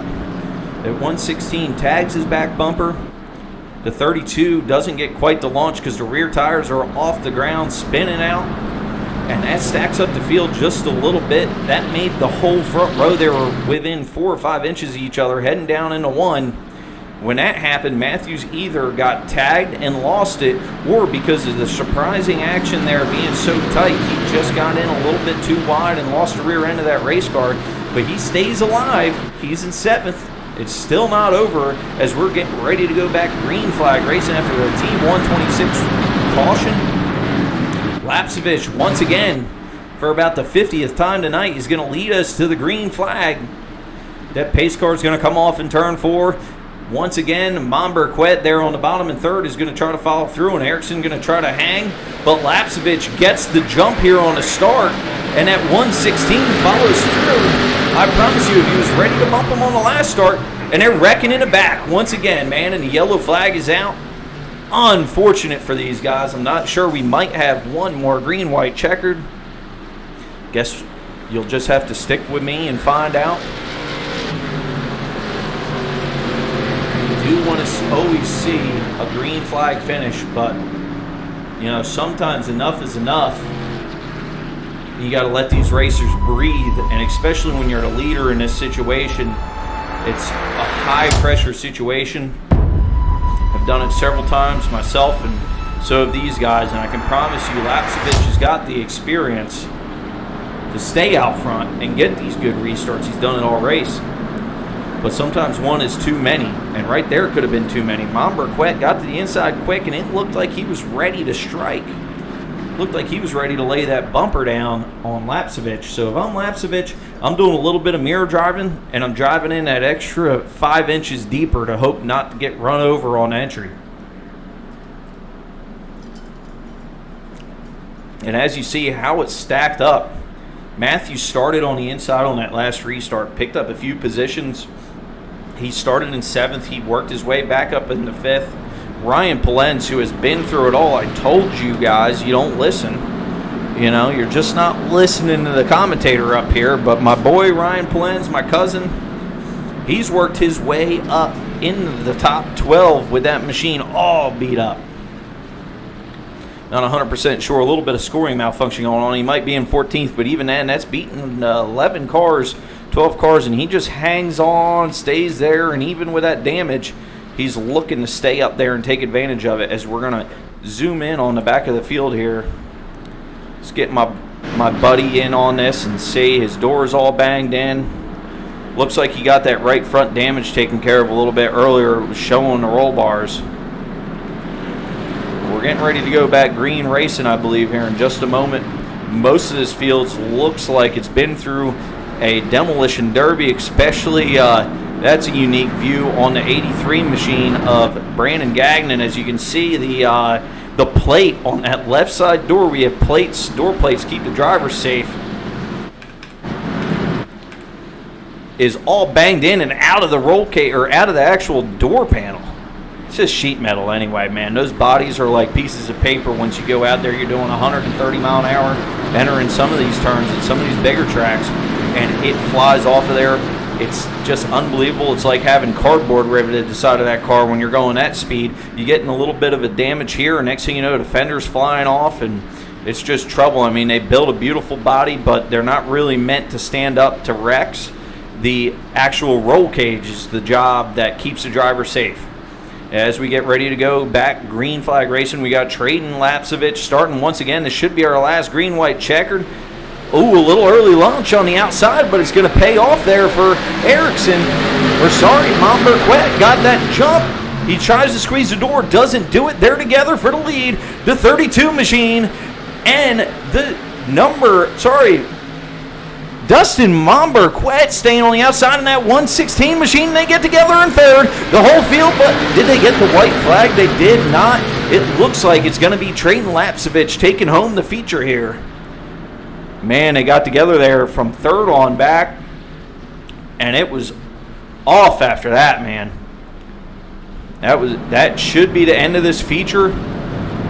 They did not quite take the last lap, so we didn't see a green flag finish like we were hoping for here, but on board the Matthews machine coming home in fourth. Third, we got Timmy Holmes. Second, Dustin Momberquet. And your dominating feature winner is going to take it home, Trayton Lapsevich in the Reaper Speed Labs car with another win in the late model series. What a race tonight here. We'll break down the field for you as Lapsevich comes to a stop here on the front stretch for victory lane, doing some winners donuts. What a run for that 32 car. Motor might not last too long. Sounds like he already blew it up. Once again, guys, our field rundown is going to be Trayton Lapsevich bringing home the victory. Dustin Momberquet finishing in second. Timmy Holmes in third. Ryan Matthews in fourth. Levin Van Geest. Man, what a run for him. We were talking about him in the back of the field the whole race, and now he finishes in the top 5 after all those yellows. He put it together. Our own Brandon Gagnon is in 8th after all those wrecks. But anyway, back to Daniel Folds in 6th. Sean Leeser in 7th. In 9th came home Jake Silva. 10th, Thomas Axum. Ryan Polens with the damaged machine comes home 11th. Speaking for a lot of guys here, most of them had damage from anywhere from 5th on back. Even the leaders had some damage after that mess at the end. But then we got Cody Moorcroft in 12th. 13th, Bradley Erickson. 14th, Matthew Beeman. 15th, Benjamin Massman. 16th, Eric Steele. 17th, Kyle Fowler. 18th, Landon Pemberton. 19th, Trevor Ward. And 20th, Jackson Crowder. I'll catch up here with the top 3 in just a moment. I'm going to try to get you guys hooked up with the back end of the field here. 21st, Tyler Payne. 22nd, Austin Edwards. 23rd, Tony Quadros. 24th, Grayson Ward. 25th, did not start for Billy Smith, and also it did not start for Cody Olson in 26th.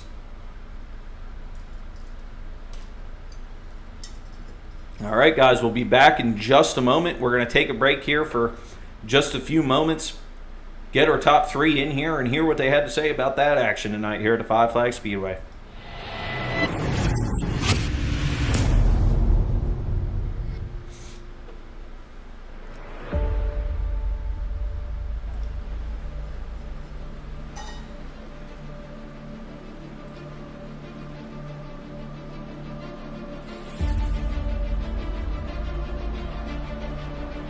Hey, hey, Timmy, we're talking to you again, huh?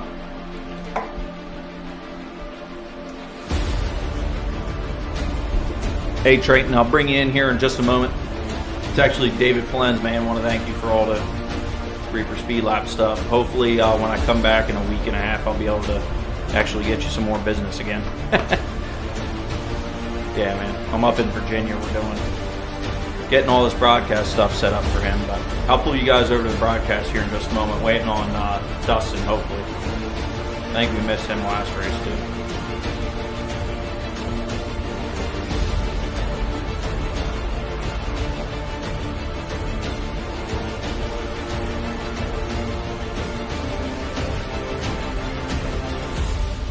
I'm not live on the mic, so we're good. Actually, I lied to you. I am live on the mic.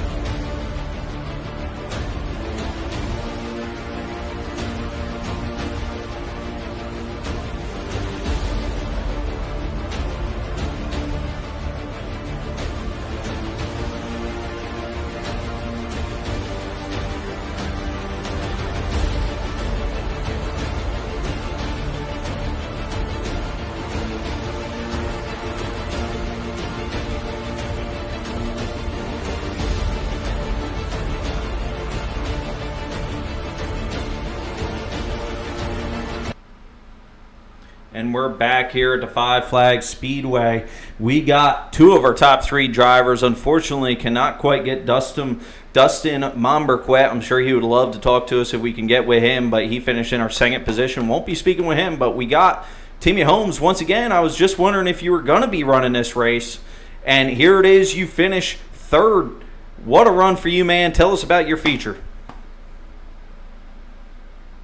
I had a pretty good qualifying lap and was able to start second, and we had a good run right there at the beginning, and then we had a yellow and I fell back some. I think I got back to 7th at one point, and was able to work my way up. In that last restart I think I was 4th, so I knew I was gonna have to get down, and I ended up getting down, and me and Bradley got into each other. I didn't mean to get into him. I don't know if he came down, I came up, but Trayton was able to just, since he qualified on pole, it wasn't too hard for him. He was just able to stay out front, and everybody else was fighting for positions.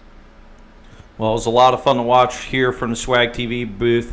Glad to have you again for the American iRacing League. Did you say you were going to be running the super late model feature? Yeah, I won't be in the supers. All right, man. Well, we hope to see you again next week, and good luck in your points chase. Once again, do you have anybody to thank for that top 3 finish? Yeah, just BC Workshop again, Blake Cisneros, GTR Simulators, and just everybody else that helps me and gives me help on here. Awesome, Timmy. Thanks again for joining us here on Swag TV, and I'm going to head on down to Victory Lane. Going to try to avoid the champagne tonight, but we got our winner and dominant feature winner, Trayton Lapsevich, down here. Man, what a run for you. You stayed out front. How did you hold them off there after all those yellow flags? Yeah, those restarts were getting tough there because I went early and they wouldn't be able to go at the same time as me, but I went late and I'd get jumped or they'd be right with me. So the restarts were getting hard. It was getting hard to find different times to go, but yeah, that was about just as many restarts as I could handle and staying out front there. Yeah, that's what I was talking about on the broadcast. It seemed as though the restart before that, it was almost going to be your kryptonite when Erickson got to your inside, but the yellow flag flew just in time, and you pulled on out and kept the lead because of that. But, I mean, you had a fast, dominant car, but the restarts almost caught you there, and he had tagged your back bumper before that restart. Do you try to time it sometimes when that guy hits your back bumper? What's going through your head? Well, you're really just trying not to let him get at you off the bottom, and I was trying to hold the bottom, but it wasn't too easy. He got the run off, and I was just really lucky to get that caution at that time. So, no, a lot of pressure, and you're going to have that in the fixed racing, but stayed out front, and that's all that matters. Well, we can lie and just say you were super confident you were going to hold them off on the outside there, and you would have got it no matter what, right? That thing was dominant, and you were flying out there tonight. Got anybody you want to thank at home, and any sponsors and family and friends? I got to thank Reaper Speed Lab and all the guys at Legacy Sports, and just good time with all them, getting better as a team, and you got to thank AIRL, everyone at the league, you guys in the broadcasting booth. A ton of fun, and we'll see what we can do here in Supers. Absolutely, man. We love having fun here on the Swag TV Network, and we love having you with the American iRacing League. We see you winning often on the official series. Are we going to see you again for super late models, or are you going to skip that one for now? I'm here, ready to go. Awesome, man. Maybe we'll see you again. Good luck. Thank you. Thank you. And we actually did catch up with our second place driver, Dustin Momberquet. Hopefully I'm saying that right. I definitely butchered your name a few times tonight because you were up there a lot, putting on a lot of action, going from anywhere from 2nd to 6th, it seemed like, but you end up in the second position, almost had yourself a W until that yellow came out. Man, how did you get up there and almost get that win? Just tried to buy my time and be aggressive when I had to. And whenever people made holes, I just tried to fill it and end up kind of where they were. And it almost worked out. I just needed it to go green there. And I might have had something for him with the run I got off of 4. But nonetheless, I'll take a second.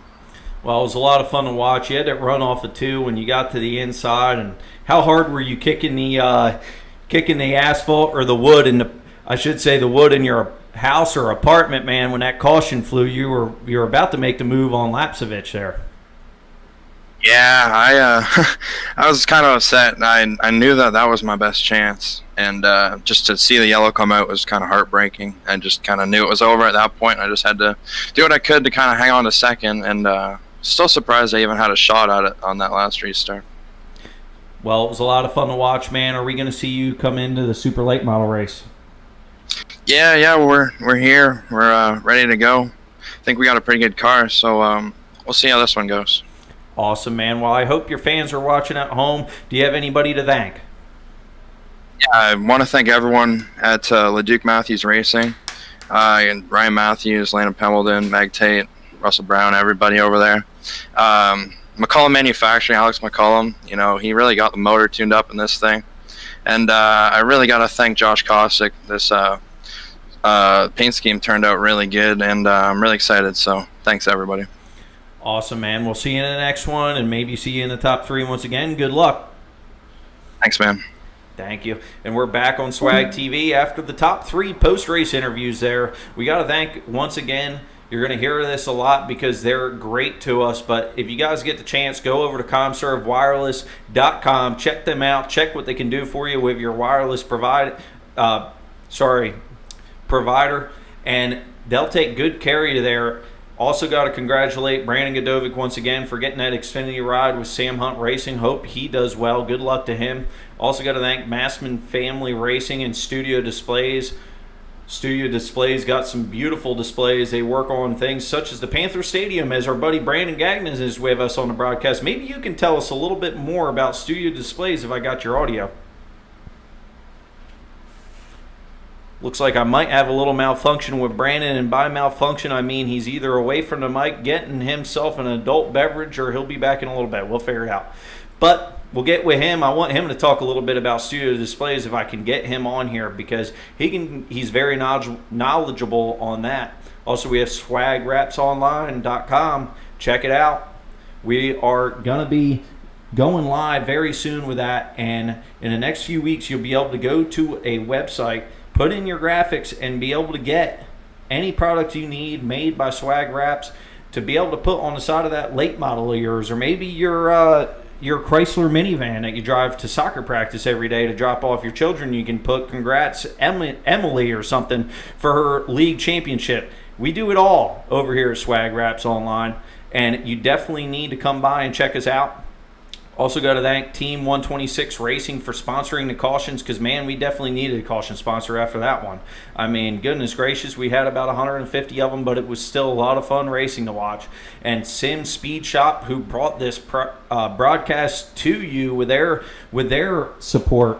Sim Speed Shop sticking behind us. Tyler Lester is one of their drivers, and he's here every week, at least in our Legends division. He also runs one of our Swag Wraps Online and DPR Designs collaboration iRacing paints. A lot of fun to watch him at the local tracks, too. He's a former RPM Tour, Southeast Tour Legends champion. So you can see we have champions across the board here between Lapsevich and Ryan Matthews is a local champ. Fowler's won races at the local level, and Landon Pemberton, Jackson Crowder, all names you can see at your local racetracks that hop in the American iRacing League. And we'll be back here just a moment at Five Flags Speedway. We're going to go to commercial break. This time my mic's not going to be live, but, stick around for the fun. We're having a good time here on Swag TV tonight, that's for sure. More action on the way at Five Flags.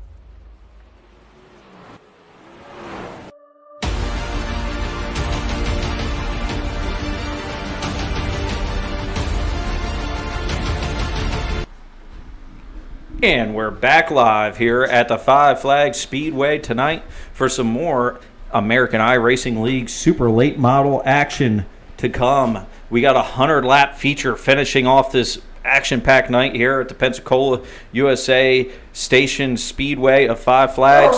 Man, we're going to have some fun tonight. We got Alex McCullum. Sorry, we got a little dog action in the background.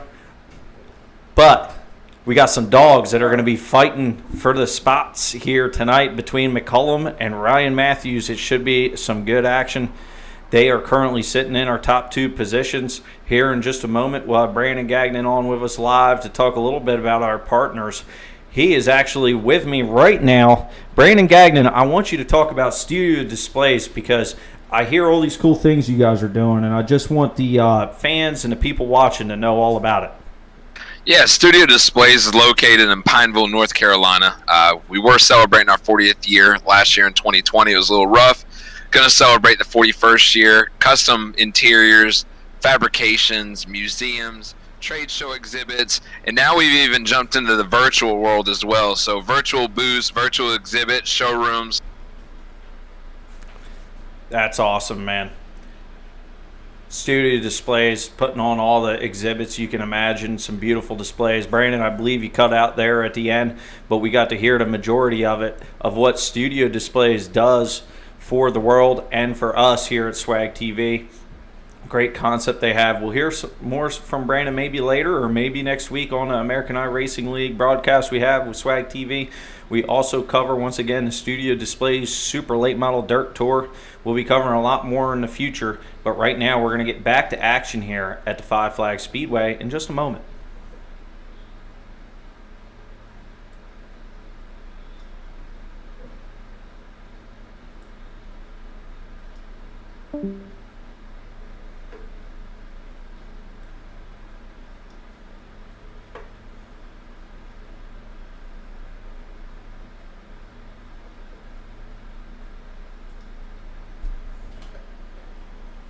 All right, and we're back as we get ready to grid the Super Late Model Tour.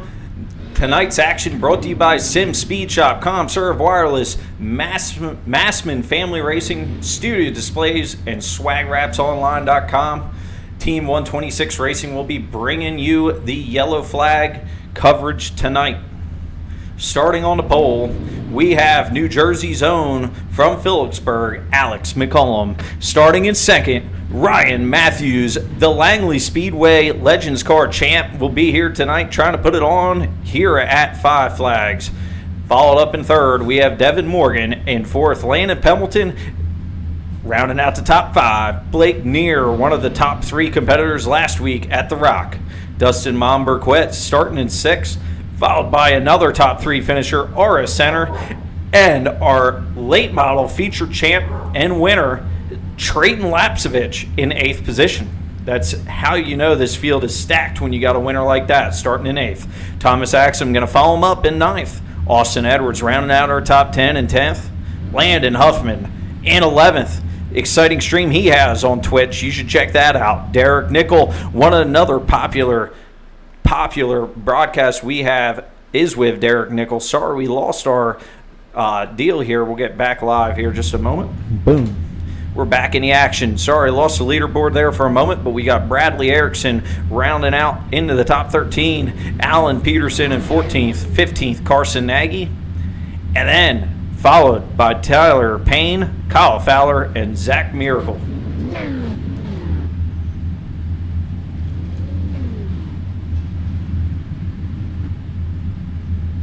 Check out some of the beautiful cars we got here tonight. Alex McCullum dominated the Rockingham feature last week, was running away with the thing. Said he just spent half a day making that setup to dominate the field, but it looks like it's going to pay off for him again with the pole starting position. Starting in second, that BC Workshop Machine 51 car, Ryan Matthews. Those two guys will be a lot of fun to watch.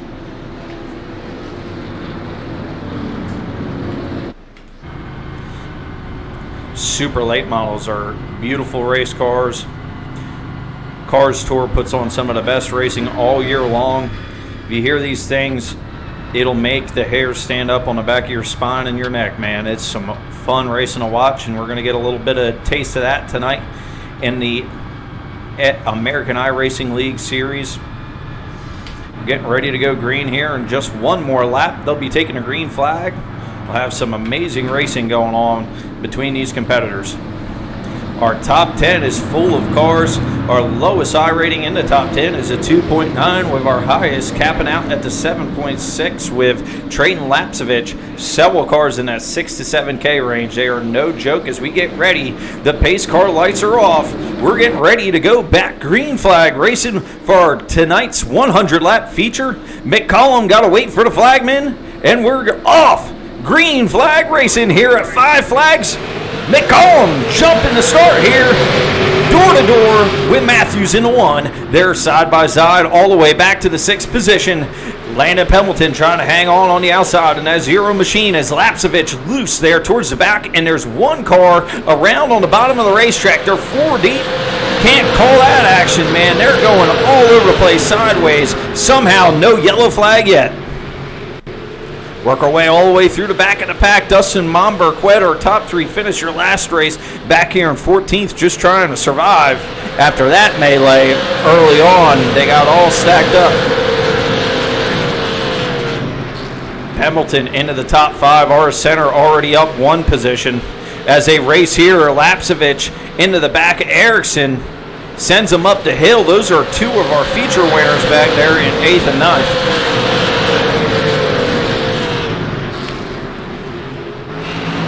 They're flying through 1 and 2 here at the Five Flags Speedway. They try to hang it down on that left front. As we see already damage on the left front of that 32 machine. Trying to hug the bottom and stay tight. He's sliding sideways already, but I guarantee he's got that car to be set up for the long run.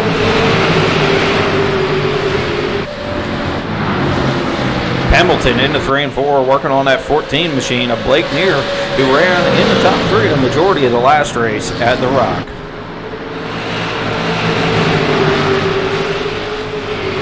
The top 5 has just pulled away, I believe, after that little bit of skirmish there in turn 3 and 4.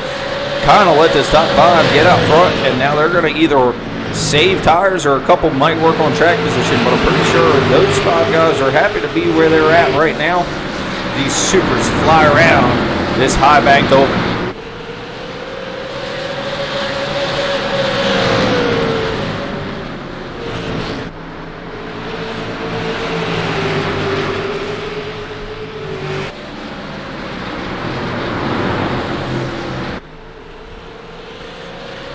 Devin Morgan has fell into that 2nd position, just sitting still. He was one of the very good members of the Super Late Model feature here in the Snowball Derby. He's a weekly competitor in this series in that Toyota. He's always out here running the Supers, trying to prove who the man is to beat. But McCollum out front once again. He's pulled off by about 6 car lengths from his top 5. McCollum out front. We'll get a little onboard action with McCollum here from New Jersey. The man is fast, that's for sure. I don't know if he's ever not led a lap in the American iRacing League. But you can see he tags that left front right on that white line through 1 and 2 and 3 and 4. Swings it out a little bit wide and tries to drive down to the apron in 3 and 4 and come out narrow. It's kind of a late apex is what we call it. He gets that run up off, pulls him down the straightaway. But in 1 and 2, he almost hits the green cone on the inside of the racetrack. Bounces it off the rev limiter once again. In 3 and 4, there's a little dip on the bottom side of the racetrack. You want to get that left front to kind of drop into that dip, and it'll make the car turn. McCollum just looks flawless right now. Perfect lap times, a 16.351. Back to Devin Morgan with a 16.354, and Matthews with the 361. All within 1/100th of a second, our top 3.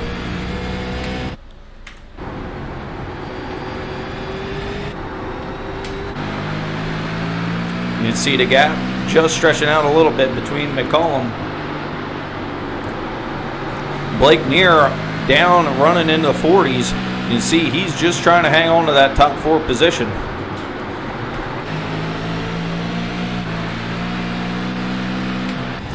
Want you guys to see this left front that McCollum has here going into 1 and 2 for you iRacers at home. This is what you call painting a white line. He's going to get down, get right on that white line, and stay on there nearly the majority of the 1 and 2. He got a little bit up off of it, but almost every lap prior to that, he's been on it.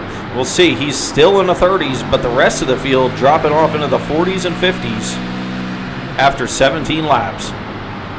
McCollum on that white line just painting it.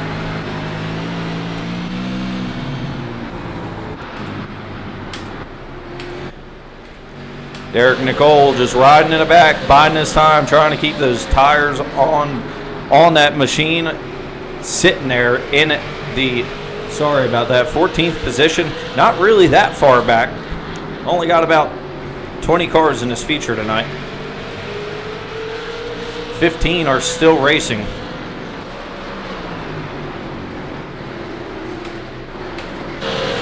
Work our way through the field. We got the 52 machine in 13th. Alan Peterson just trying to hang on to that thing, not the machine he was looking for tonight. A little bit of ill handling for that car.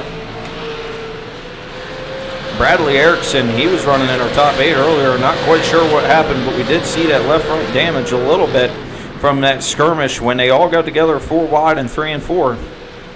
Seems to be costing him a little bit of speed.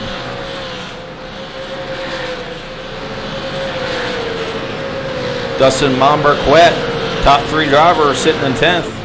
Austin Edwards, 9th. Trayton Lapsevich biding his time in 8th, knowing not to push too hard to burn those tires off. Thomas Axum in 7th. 6th, RS Center. He slides up and lets the 13 of Thomas Axum go. The top 5 has stretched their way out. Ryan Matthews still in the 3rd position. Landon Pemberton in 4th, trying to hang on, has gotten by Blake Neer there. Blake Neer, we said earlier, he just lost a little bit of speed on that machine. He's about 5/100ths of a second off, but that's all it takes for someone else to shark bite you and get around you.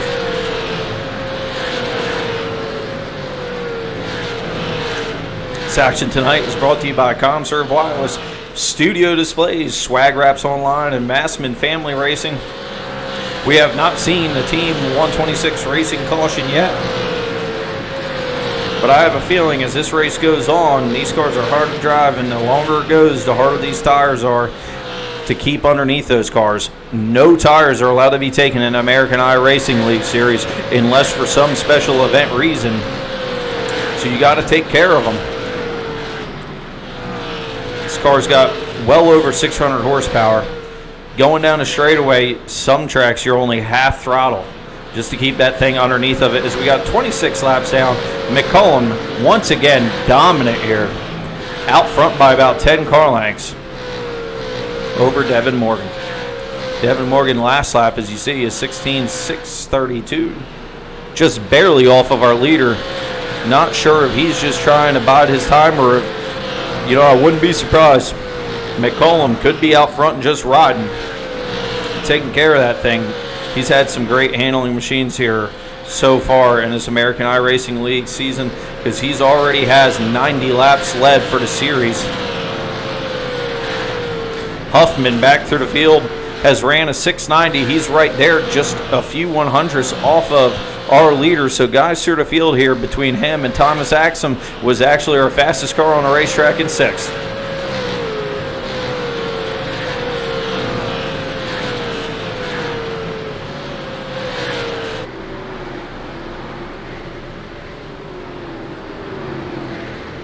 See, 1 and 2, the place to be is on the bottom of the racetrack. Cat feeding down there, catfish feed down there, man. Just like Kevin Harvick at Atlanta, likes to hug that white line and keep the speed going down there. It's the shortest way around the racetrack.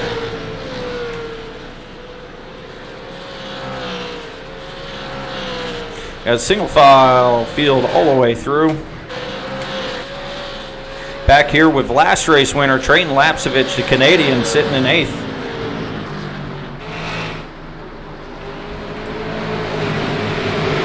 Landon Huffman, like I said earlier, fun personality to listen to.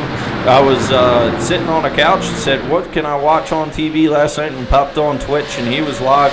It's fun, got a fun stream to watch, man. He had 50-some viewers. Good little driver, too. But he's sitting in our 10th position. That's his 9th position. He's moved up 1 spot. Momberquet working just behind him.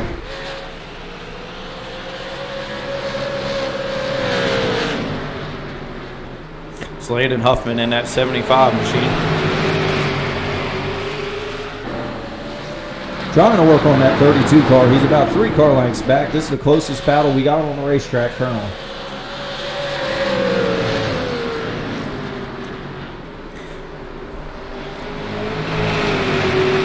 He's starting to work on that Trayton Lapsevich machine. He works to the bottom, and Lapsevich is going to fight another day. Lets him go here early. I believe Lapsevich, with that front end damage, is not happy with the way the car is handling and just trying to keep the front tires on that race car. Can easily burn a right front up here at 5 Flags. Putting a little too much wheel input into it can kill your day. Lapsevich once again falling in the clutches.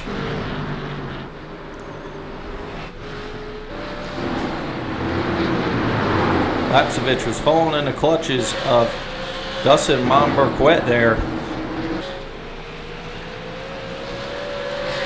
Lapsevich is trying to hold on here. Once again, our winner from the last race seems to just be letting the guys by. Smart racing, when you're a iRacer competitor on the regular, you know when it's not your day and you can let guys go and maybe get them back at the end of the race.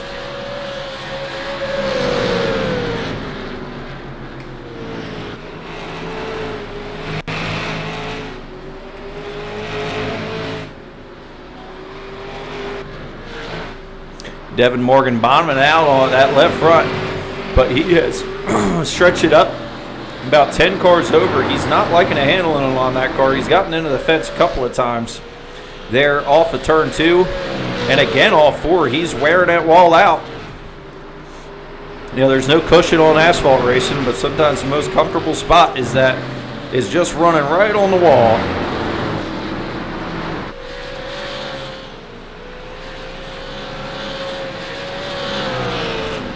Ryan Matthews still sitting in that 3rd position, grinding off that white line on the bottom of the racetrack.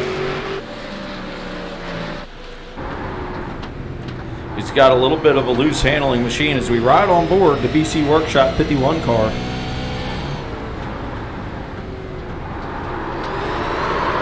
And as we say that, we're live on the Matthews machine, who just loses it.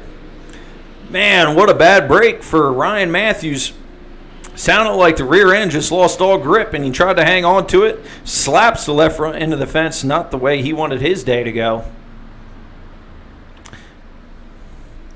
And we'll take you back here for that replay. I want to see once again what happened to Ryan Matthews here.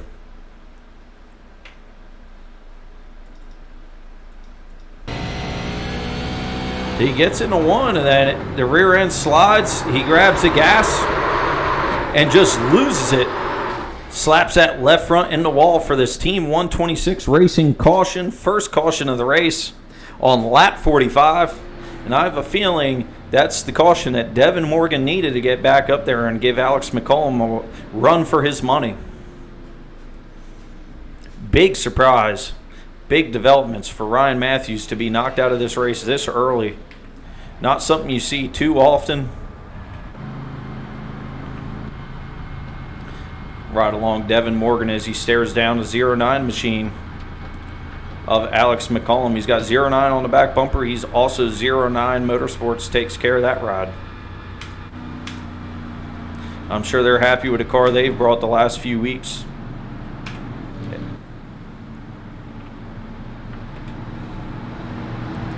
Once again, your leader, Alex McCollum.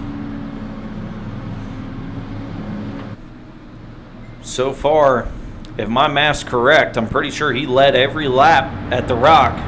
And here he is once again. He's got to have nearly 106 laps led out of 106 so far in American iRacing League's Super Late Model Tour.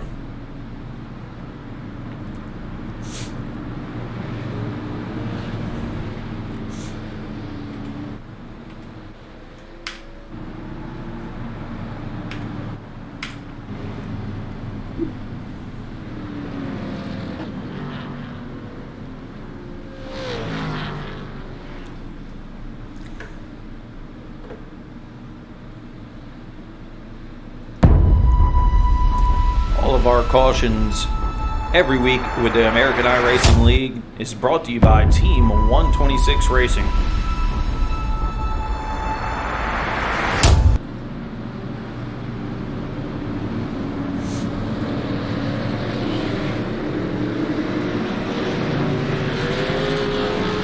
Lap 48 is on the board as we stack them up double file, and we're getting ready to go back green flag racing.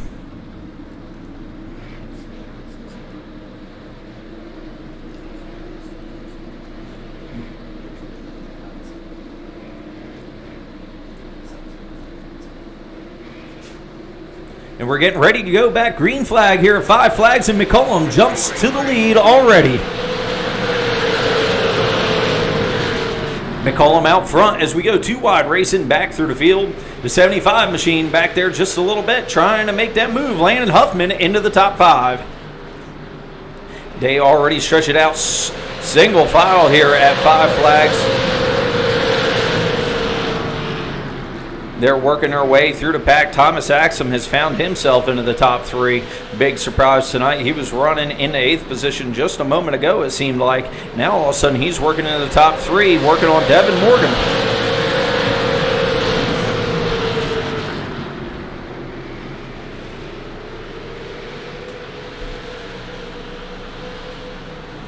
McCollum once again your leader out front in that 0909.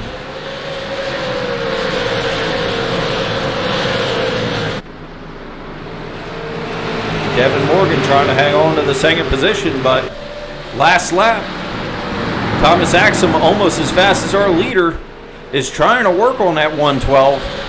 Morgan a little bit faster this time around with that 16.556. Axum with a 712 must have slipped up because he ran a 44 last lap.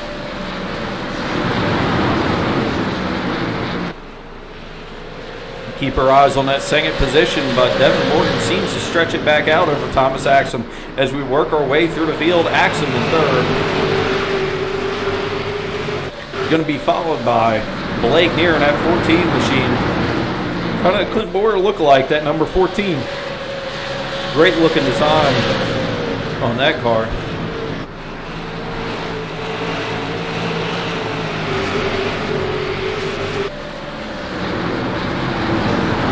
Landon Huffman worked his way up. When we first looked at him, he was sitting in the 10th position. He's now found his way into the top 5. The man's got a 6.7K I rating for a reason. He's got Aura Center, a 3rd place finisher from last week's event at Rockingham, lurking right behind him, but I believe last time we looked, Aura Center was on his way backwards as the 75 has been nothing but trucking forward.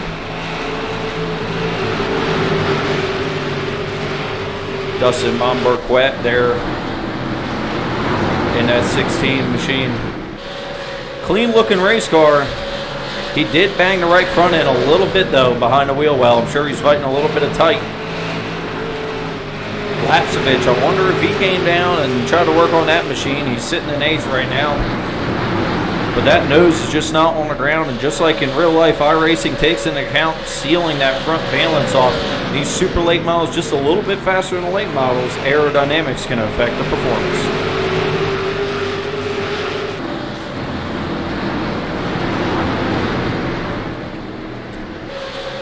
Derek Nickel has worked his way into the top 9. Last time we looked, he was sitting in 15th. He's up 6 spots. Austin Edwards, who was in that big melee early in the race and smoked the wall. He's in that beautiful orange machine with the tiger claw on the front. Sitting in 10th, just inside our top 10. Big surprise here, 2 big surprises as a matter of fact. These two battling for an 11th and 12th position, not something you see very often as Pemberton lays the back bumper to the back of Bradley Erickson for the 11th position and takes it. Erickson looks like he's got a lot of damage on the front end of that race car. As the left front tire is hanging way out, that has got to be killing his performance. McCollum once again, just hard to beat here in the Super Late Model Tour. The man is on a mission. Can he stay undefeated once again with 64 laps down It's not over until it's over. Right now he's running a 7:11 for the lap time, back to his 16:7:58 and his 16:7:36. It's amazing as much as McCollum stretched out this lead. It's still only a few hundredths separating that top three, so you're talking a matter of a slide of a tire. A little bit of a, banging the outside wall can affect McCollum enough to put him back in the clutches of these two. It's never over until the checkered flag flies.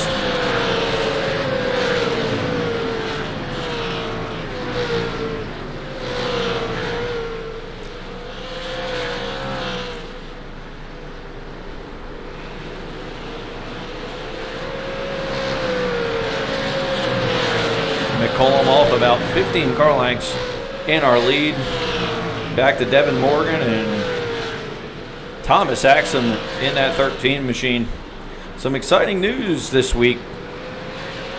Our own Brandon Godovic with Conserve Wireless. Great news for him as he'll be taking it to the Xfinity boys once again, driving for Sam Hunt Racing. Also some crazy news. Pitbull. Can you believe Pitbull? If you told me 15 years ago that Pitbull would be buying a race team or even thinking about being part of NASCAR, I'd say you're nuts. Well, the guy just picked up a deal with Trackhouse Racing as co-owner. Kind of funny. So we'll have to be rocking out to some Pitbull here when we get off the broadcast tonight. It is Friday after all.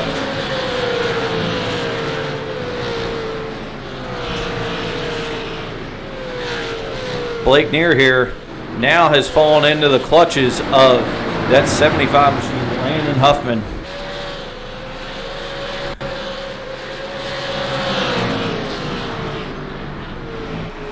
Landon Huffman going to work to the bottom of Blake Neer here.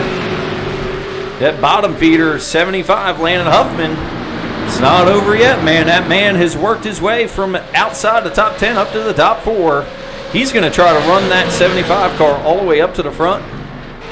Windshield deep team on the back bumper of that car.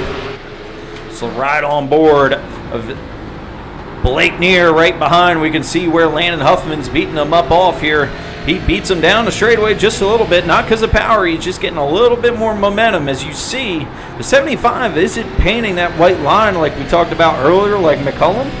One thing he's doing better, he enters high, diamonds off the corner, and comes up off and gets that run. You can see he stretches it out about a car length down the straightaway. And right now, Blake Neer probably thinks I'm driving the heck out of this thing. I'm getting up after it. And I can barely run with this guy. Well, you can see he's diving in that few feet deeper than the 75. And those little tiny difference in driving styles at a place like Five Flags can be the difference of 4th and 5th. Can definitely be the difference of 1st and 4th, that's for sure. As we see Huffman just smooth on the wheel, as Blake Neer just fighting a loose race car a little bit, it seems here. Gets a little bit loose, turns right actually on entry at one point. But he does come up off low. It is one trait you want in your race car. You can see he beats him on the entry, but then Huffman leaves him up off. It's something that we talked about for years as late model driver up at Old Dominion. I don't care what he does on entry. You can drive it in there as far as you want. It's not about how deep you drive it, even though obviously on the back bumper, windshield deep is how deep Huffman drives it. But it's not about driving it deep into the corner. It's about how you come off the corner, that's for sure. But it's not over yet. Blake Neer working on the back of that back bumper of that 75 machine as we ride on board. He seems to have seen what Huffman's doing and is taking it back to the 75 car.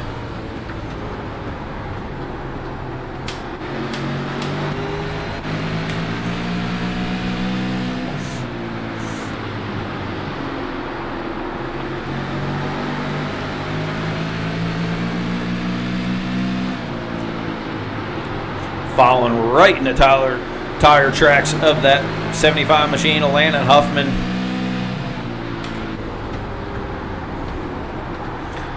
Now here we're seeing a little different line. Blake Neer starting to work it on the outside on the entry and then swings it down kind of a late apex style.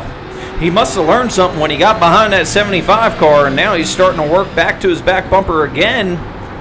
But can he get there?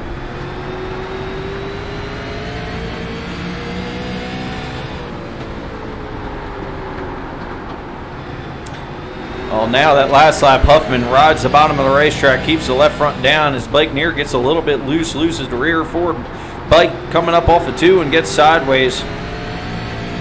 All of these cars are bad handling race cars if you ask me. When you're driving them, it doesn't matter how good the thing is, it still drives terrible. It's just all that horsepower. You got to keep control with that right foot. He's got about 3 car lengths back to RS Center, who has worked his way up in that Ryan Kuhn Motorsports machine. We can see the front board cam and just how close he is.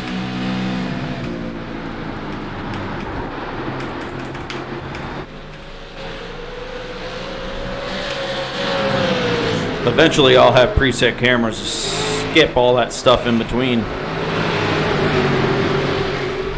Still, Blake Neer, I don't want to take the eyes off of Blake Neer. He's working hard to get this run on the 75 as he comes up off of 4. I thought he was going to get him, not quite.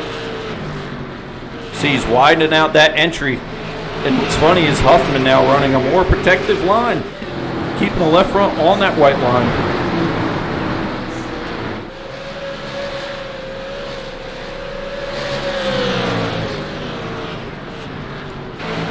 This is our main battle on the racetrack right now. Only 1/10 of a second separating the two, as you see on the battle for 4th on the bottom right.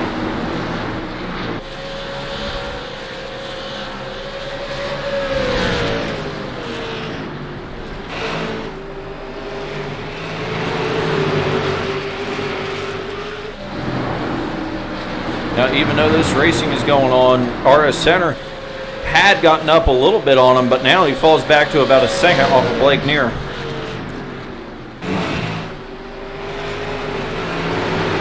Lap 89 as the laps are flying off the board. Alex McCollum still your leader with 10 laps to go here at Five Flags Speedway, home of the Snowball Derby. Thank you everybody for joining Swag TV tonight. We love the broadcast. We will be with our top 3 finishers. Alan Peterson gone down a lap there, but Thomas Axum still working on the back bumper. Devin Morgan here for the top 3. Going for 2nd place here. Thomas Axum working hard. Seems to be to fight for 2nd once again, as Alex McCollum has led every single lap of this feature, 92 laps, as he comes to last race's top 3 finisher here. Erickson going a lap down, obviously with a little bit of damage, but not the day he wanted to have, as the 09 machine powers past him. One car has hit pit road there. He's going to be out. Landon Pendleton pits. Seems as though his day is probably over. He has had enough. Going to end up in the 14th position in front of his buddy Ryan Matthews. McCollum out front by quite a lot. Can't even give you the breakdown. They won't even give it to us because he's in a whole nother county. About a straightaway back to Devin Morgan. And still only like 3/100ths of a second quicker per lap is Alex McCollum over Devin Morgan. So Devin Morgan, you got a little bit of work to do, but you got to, keep your head high here, man. Running 2nd to McCollum is no joke if you hold on to Thomas Axum here for the top 2. We got 3 laps to go at the finish line. Landon Huffman has still held off Blake Neer back there in the 5th position as they get racing side by side. A little bit further back off of turn 2, Huffman still holding on. Make sure you guys hang on for post-race interviews brought to you by ComServe Wireless Sim Speed Shop. Thank you for being a part of it. Round 2, had a blast for you guys. If you guys are fans of the broadcast, please subscribe now. Hit the notification button. We're going to be live every week with the American iRacing League Series. It's been a blast. Really hope to see you guys again. More and more to come on Swag TV as we come to 2 laps to go. McCollum, your leader, will get back with a leader here as he just keeps lapping him. Man, his crew has worked all day long on that 09. I guarantee you these guys put hours and hours and hours into these machines. We'd love to see McCollum in some of our other divisions as he takes the white flag. That 09 machine What a day he's had. He's kept that thing clean. He's led every lap, a dominating performance here at the Five Flags Speedway's home of the Snowball Derby. And coming to the finish line to win tonight's 100-lap feature, leading every lap, is Alex McCollum out of Phillipsburg, New Jersey. Congrats to Alex McCollum and the 09 crew on another win 2 weeks in a row. He's undefeated in the super late model division. That's saying something. A man with a 7,000 I rating wins the race, but we got 7.6 I ratings all through the field. Our own Lapsevich there, not the day he won it back in ninth, but once again, McCollum coming home first. Devin Morgan in second. We're going to see McCollum do donuts or what have you here on the front stretch for the second week in a row. Thomas Axum in third. Landon Huffman in fourth. Blake Neer coming home in fifth. RS Center in sixth. Followed up in seventh by Dustin Momberquet. He ran top three last race. Didn't quite have enough to get up there and win, but he at least made it worthwhile. Running into the top seven with this kind of field is no joke. Derek Nicole in 8th. Trayton Lapsevich with Reaper Speed Labs finishing in 9th. Austin Edwards 10th. 11th, Bradley Erickson. 12th, Alan Peterson. 13th, Carson Nagy. And 14th, out of the race, our first car out of the race, Landon Pemberton. 15th, Ryan Matthews. Not the day he wanted, a very rare DNF for that 51 machine.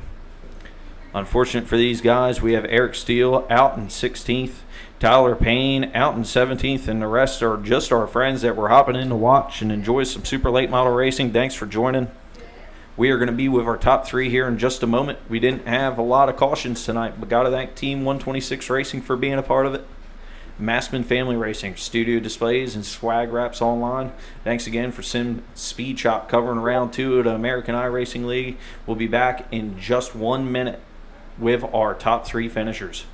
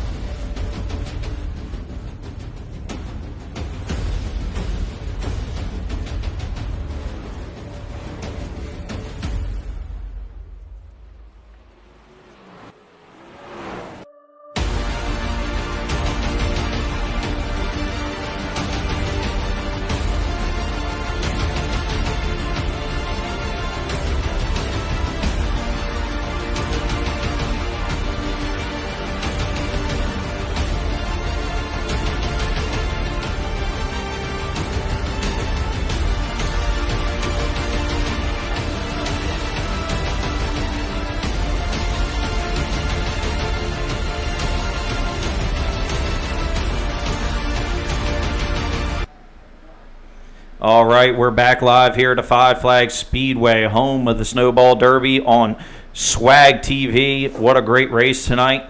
Alex McCollum is your winner, but we are going to sit down with Thomas Axum, who was fighting for a top 2 position there at the end. He comes home in third. Thomas, tell us about your night. It was a fun race. Car was built an hour prior to the race, and I'd say it was definitely our best piece we've had for this track. No doubt had one of the fastest cars there, and it showed.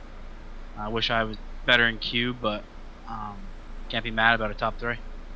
Oh, definitely not, man. It looked like you were flying out there, and I mean, this is no joke. The top 11, just so you know, the worst I rating is a 2.9, but I'd say there's 5 or 6 guys, maybe more, in the 7K I rating range, 6 to 7. So that's impressive, including yourself with the 7.5, man. Very impressive. I'm sure a lot of work goes into this. Anybody you got to thank at home? Huge shout out to my team, Ryan Kuhn Motorsports. Wouldn't be possible without crew chief, driver, and spotter, Ryan Kuhn. My new affiliate teammate, RS Center. Went a little tight tonight, but awesome run to have another teammate in the field. And shout out to Bernier's Liquors, Peter Bernier. He's been on the car for over a year now. Can't thank him more than enough. And just shout out to you guys for broadcasting it. Awesome to go back and watch the battles across all the racing. Shout out to Tyler Payne for putting this whole thing on, and all the sponsors to helping him get us here. Well, thank you, man. It was good to watch you out here again. You're a staple already in the series here the last couple weeks, showing what you can do. What is your normal racing series? What do you like to run when it's not a league race? Do you kind of dabble in everything, or you got a few series you just like to be a pro in? I've been dabbling in everything. Been doing a lot of street stocks official, but supers the main course. Like some of these guys, I'm not so versatile, where Devin Morgan can go dominate some dirt racing and then hop over here and be just as good as us and focus on strictly the super. But just like McCollum, he's a pro driver, he's in the cup car, but comes over to the super and makes it like it's his job. Comes and just dominates. But yeah, super racing's huge. A lot of those guys in there in the top 10 are regularly super guys, and it definitely shows. That's for sure, man. Well, we're glad to have you. I assume we'll see you next week? Yes, sir. Thank you. Thanks, brother. See you then. Congrats on the top 3 finish there for Thomas Axum. Gonna go down here to Devin Morgan, another staple in the Super Late Model Series. Across the board, I've seen him all over the service on iRacing, but every time I see him in these supers, he's always a man that's going to run for the win. How'd you do there tonight, Devin? It looked like you were struggling there towards the end to hang on to Thomas, but you're a few 100ths off of McCollum. What can you do to get up there? We really didn't put anything into this race. We just ran what we had for Sarah and in the snowball and called it good. And just had a good time. The car wasn't bad there that first run. It kind of, the middle of the run was really bad, and it started coming back in, and then that last run it fired off bad, then it got good, and then it went absolutely garbage, and that's when Thomas was all over me, and then it sat back down there towards the end. I was able to kind of drive away. Just needed a little bit more rotation through the center without breaking the rear end. But it is what it is. I'm not running for points or anything, so I just come out here to try to run good and win and have fun. So are Super Late Models your main series also, or do you dabble? I prioritize in the Super Late Model, and so I guess you could say it's somewhat my main car, but not quite. Oh, definitely, man. Well, do you have anybody you got to thank at home? Yeah, I got them. My mom, my dad, BKP Art, MPM Marketing, Wiley X Glasses. I gotta thank McCollum Manufacturing. I gotta thank Leduc Matthews Racing for the good car. And I just gotta thank Jake Kozik for tuning up with the motor here. Oh, yeah, old tuning the motor, man. I got to find those secrets for iRacing because I'm just slow with these super late models, man. I can compete with some of the best when it comes to the other cars, but when you throw me in a super, I don't know, man. Maybe it's the throttle foot's got a little too much lead underneath of it or what. But, man, it was a lot of fun watching you hang on to sing it there. We covered a lot of your race because, McCollum just, smoked the field tonight, so couldn't really keep up with him too much, but it was a lot of fun, and considering you only spent a little bit of time throwing this all together, pretty cool to see you get that second position. As we're going to go down to victory lane, thanks again, Devin Morgan. Congrats on your top 2. Thank you. All right, we head down to our top two. Sorry, guys, we got a little malfunction with the old Discord coming in here. No big deal, just too much technology. But I'm going down. Maybe it's the champagne that's spilled over onto the computer. We still got them live here on the audio. We got Alex McCollum once again shaking up the champagne bottle, celebrating 2 weeks in a row. I believe he led all the laps. You'll have to correct me if I'm wrong, but he led all the laps, I think, at Rockingham. There were 60 laps there and another 100 tonight. He's nearly 160 laps out of 160 laps at American iRacing League. Alex, how you doing it, man? Man, I just gotta thank everyone at 09, especially Daniel Poe for giving me a great car every week and week in and out. It's unbelievable what we can do to these supers. Yeah, it's awesome, man, to see you go out there and run the way you do. You know, it's very respectable, and you know, when someone says stinking up the show, you know, it can offend some people. But I'd rather be the guy on the end of stinking up the show than, you know, wadding it up in the fence because the car don't handle good. So I'm sure you got some crew chiefs and some team members you got to thank out there. Go ahead and do that for us. Yeah, I want to thank 09 Motorsports, Daniel Pope, everybody there. They put so much work into these cars, and we've been pretty dominant so far. So hopefully we can keep the momentum going. But I just want to thank everybody at 09, McCollum Manufacturing, got the best chassis out there. Josh Kosick for tuning the motor up, but you guys for sure, especially for doing the league. It's a blast running with these guys, doing some green flag racing. Oh, yeah, man. It's between the last 2 weeks, both times Super seemed to go green flag the majority of it. It's probably because I elected not to run them this season. But I got to say, man, it's unbelievable what you're doing against this kind of a field. You know, I watched what you did at Charlotte, and you dominated the local official races that 1 week. I'm like, man, where'd this guy come from? Well, you've obviously been here. You got a 7,000 I rating. What do you do on your weekly basis for iRacing? I basically race whatever. I just like whatever I'm in the mood for. Like sometimes I'll go race some super fix with my friends, go race some open, tune on stuff to figure out what we can do to figure out get better. Do some dirt, try to learn some more car control, because you know I'm always trying to get better at car control, try to make myself a better race car driver for iRacing in real life. So it doesn't hurt to practice. Well, it definitely is a lot of work. We were talking about it during the broadcast a little bit. You know, I spoke with Garrett Maines a little while back, and I don't know how y'all are competitors-wise, but I do know one thing. You guys share the same work ethic, I'm sure, because he was telling me they're putting in hours and hours and hours every day testing, and they have teams behind the scenes. Can you go into that a little bit for us?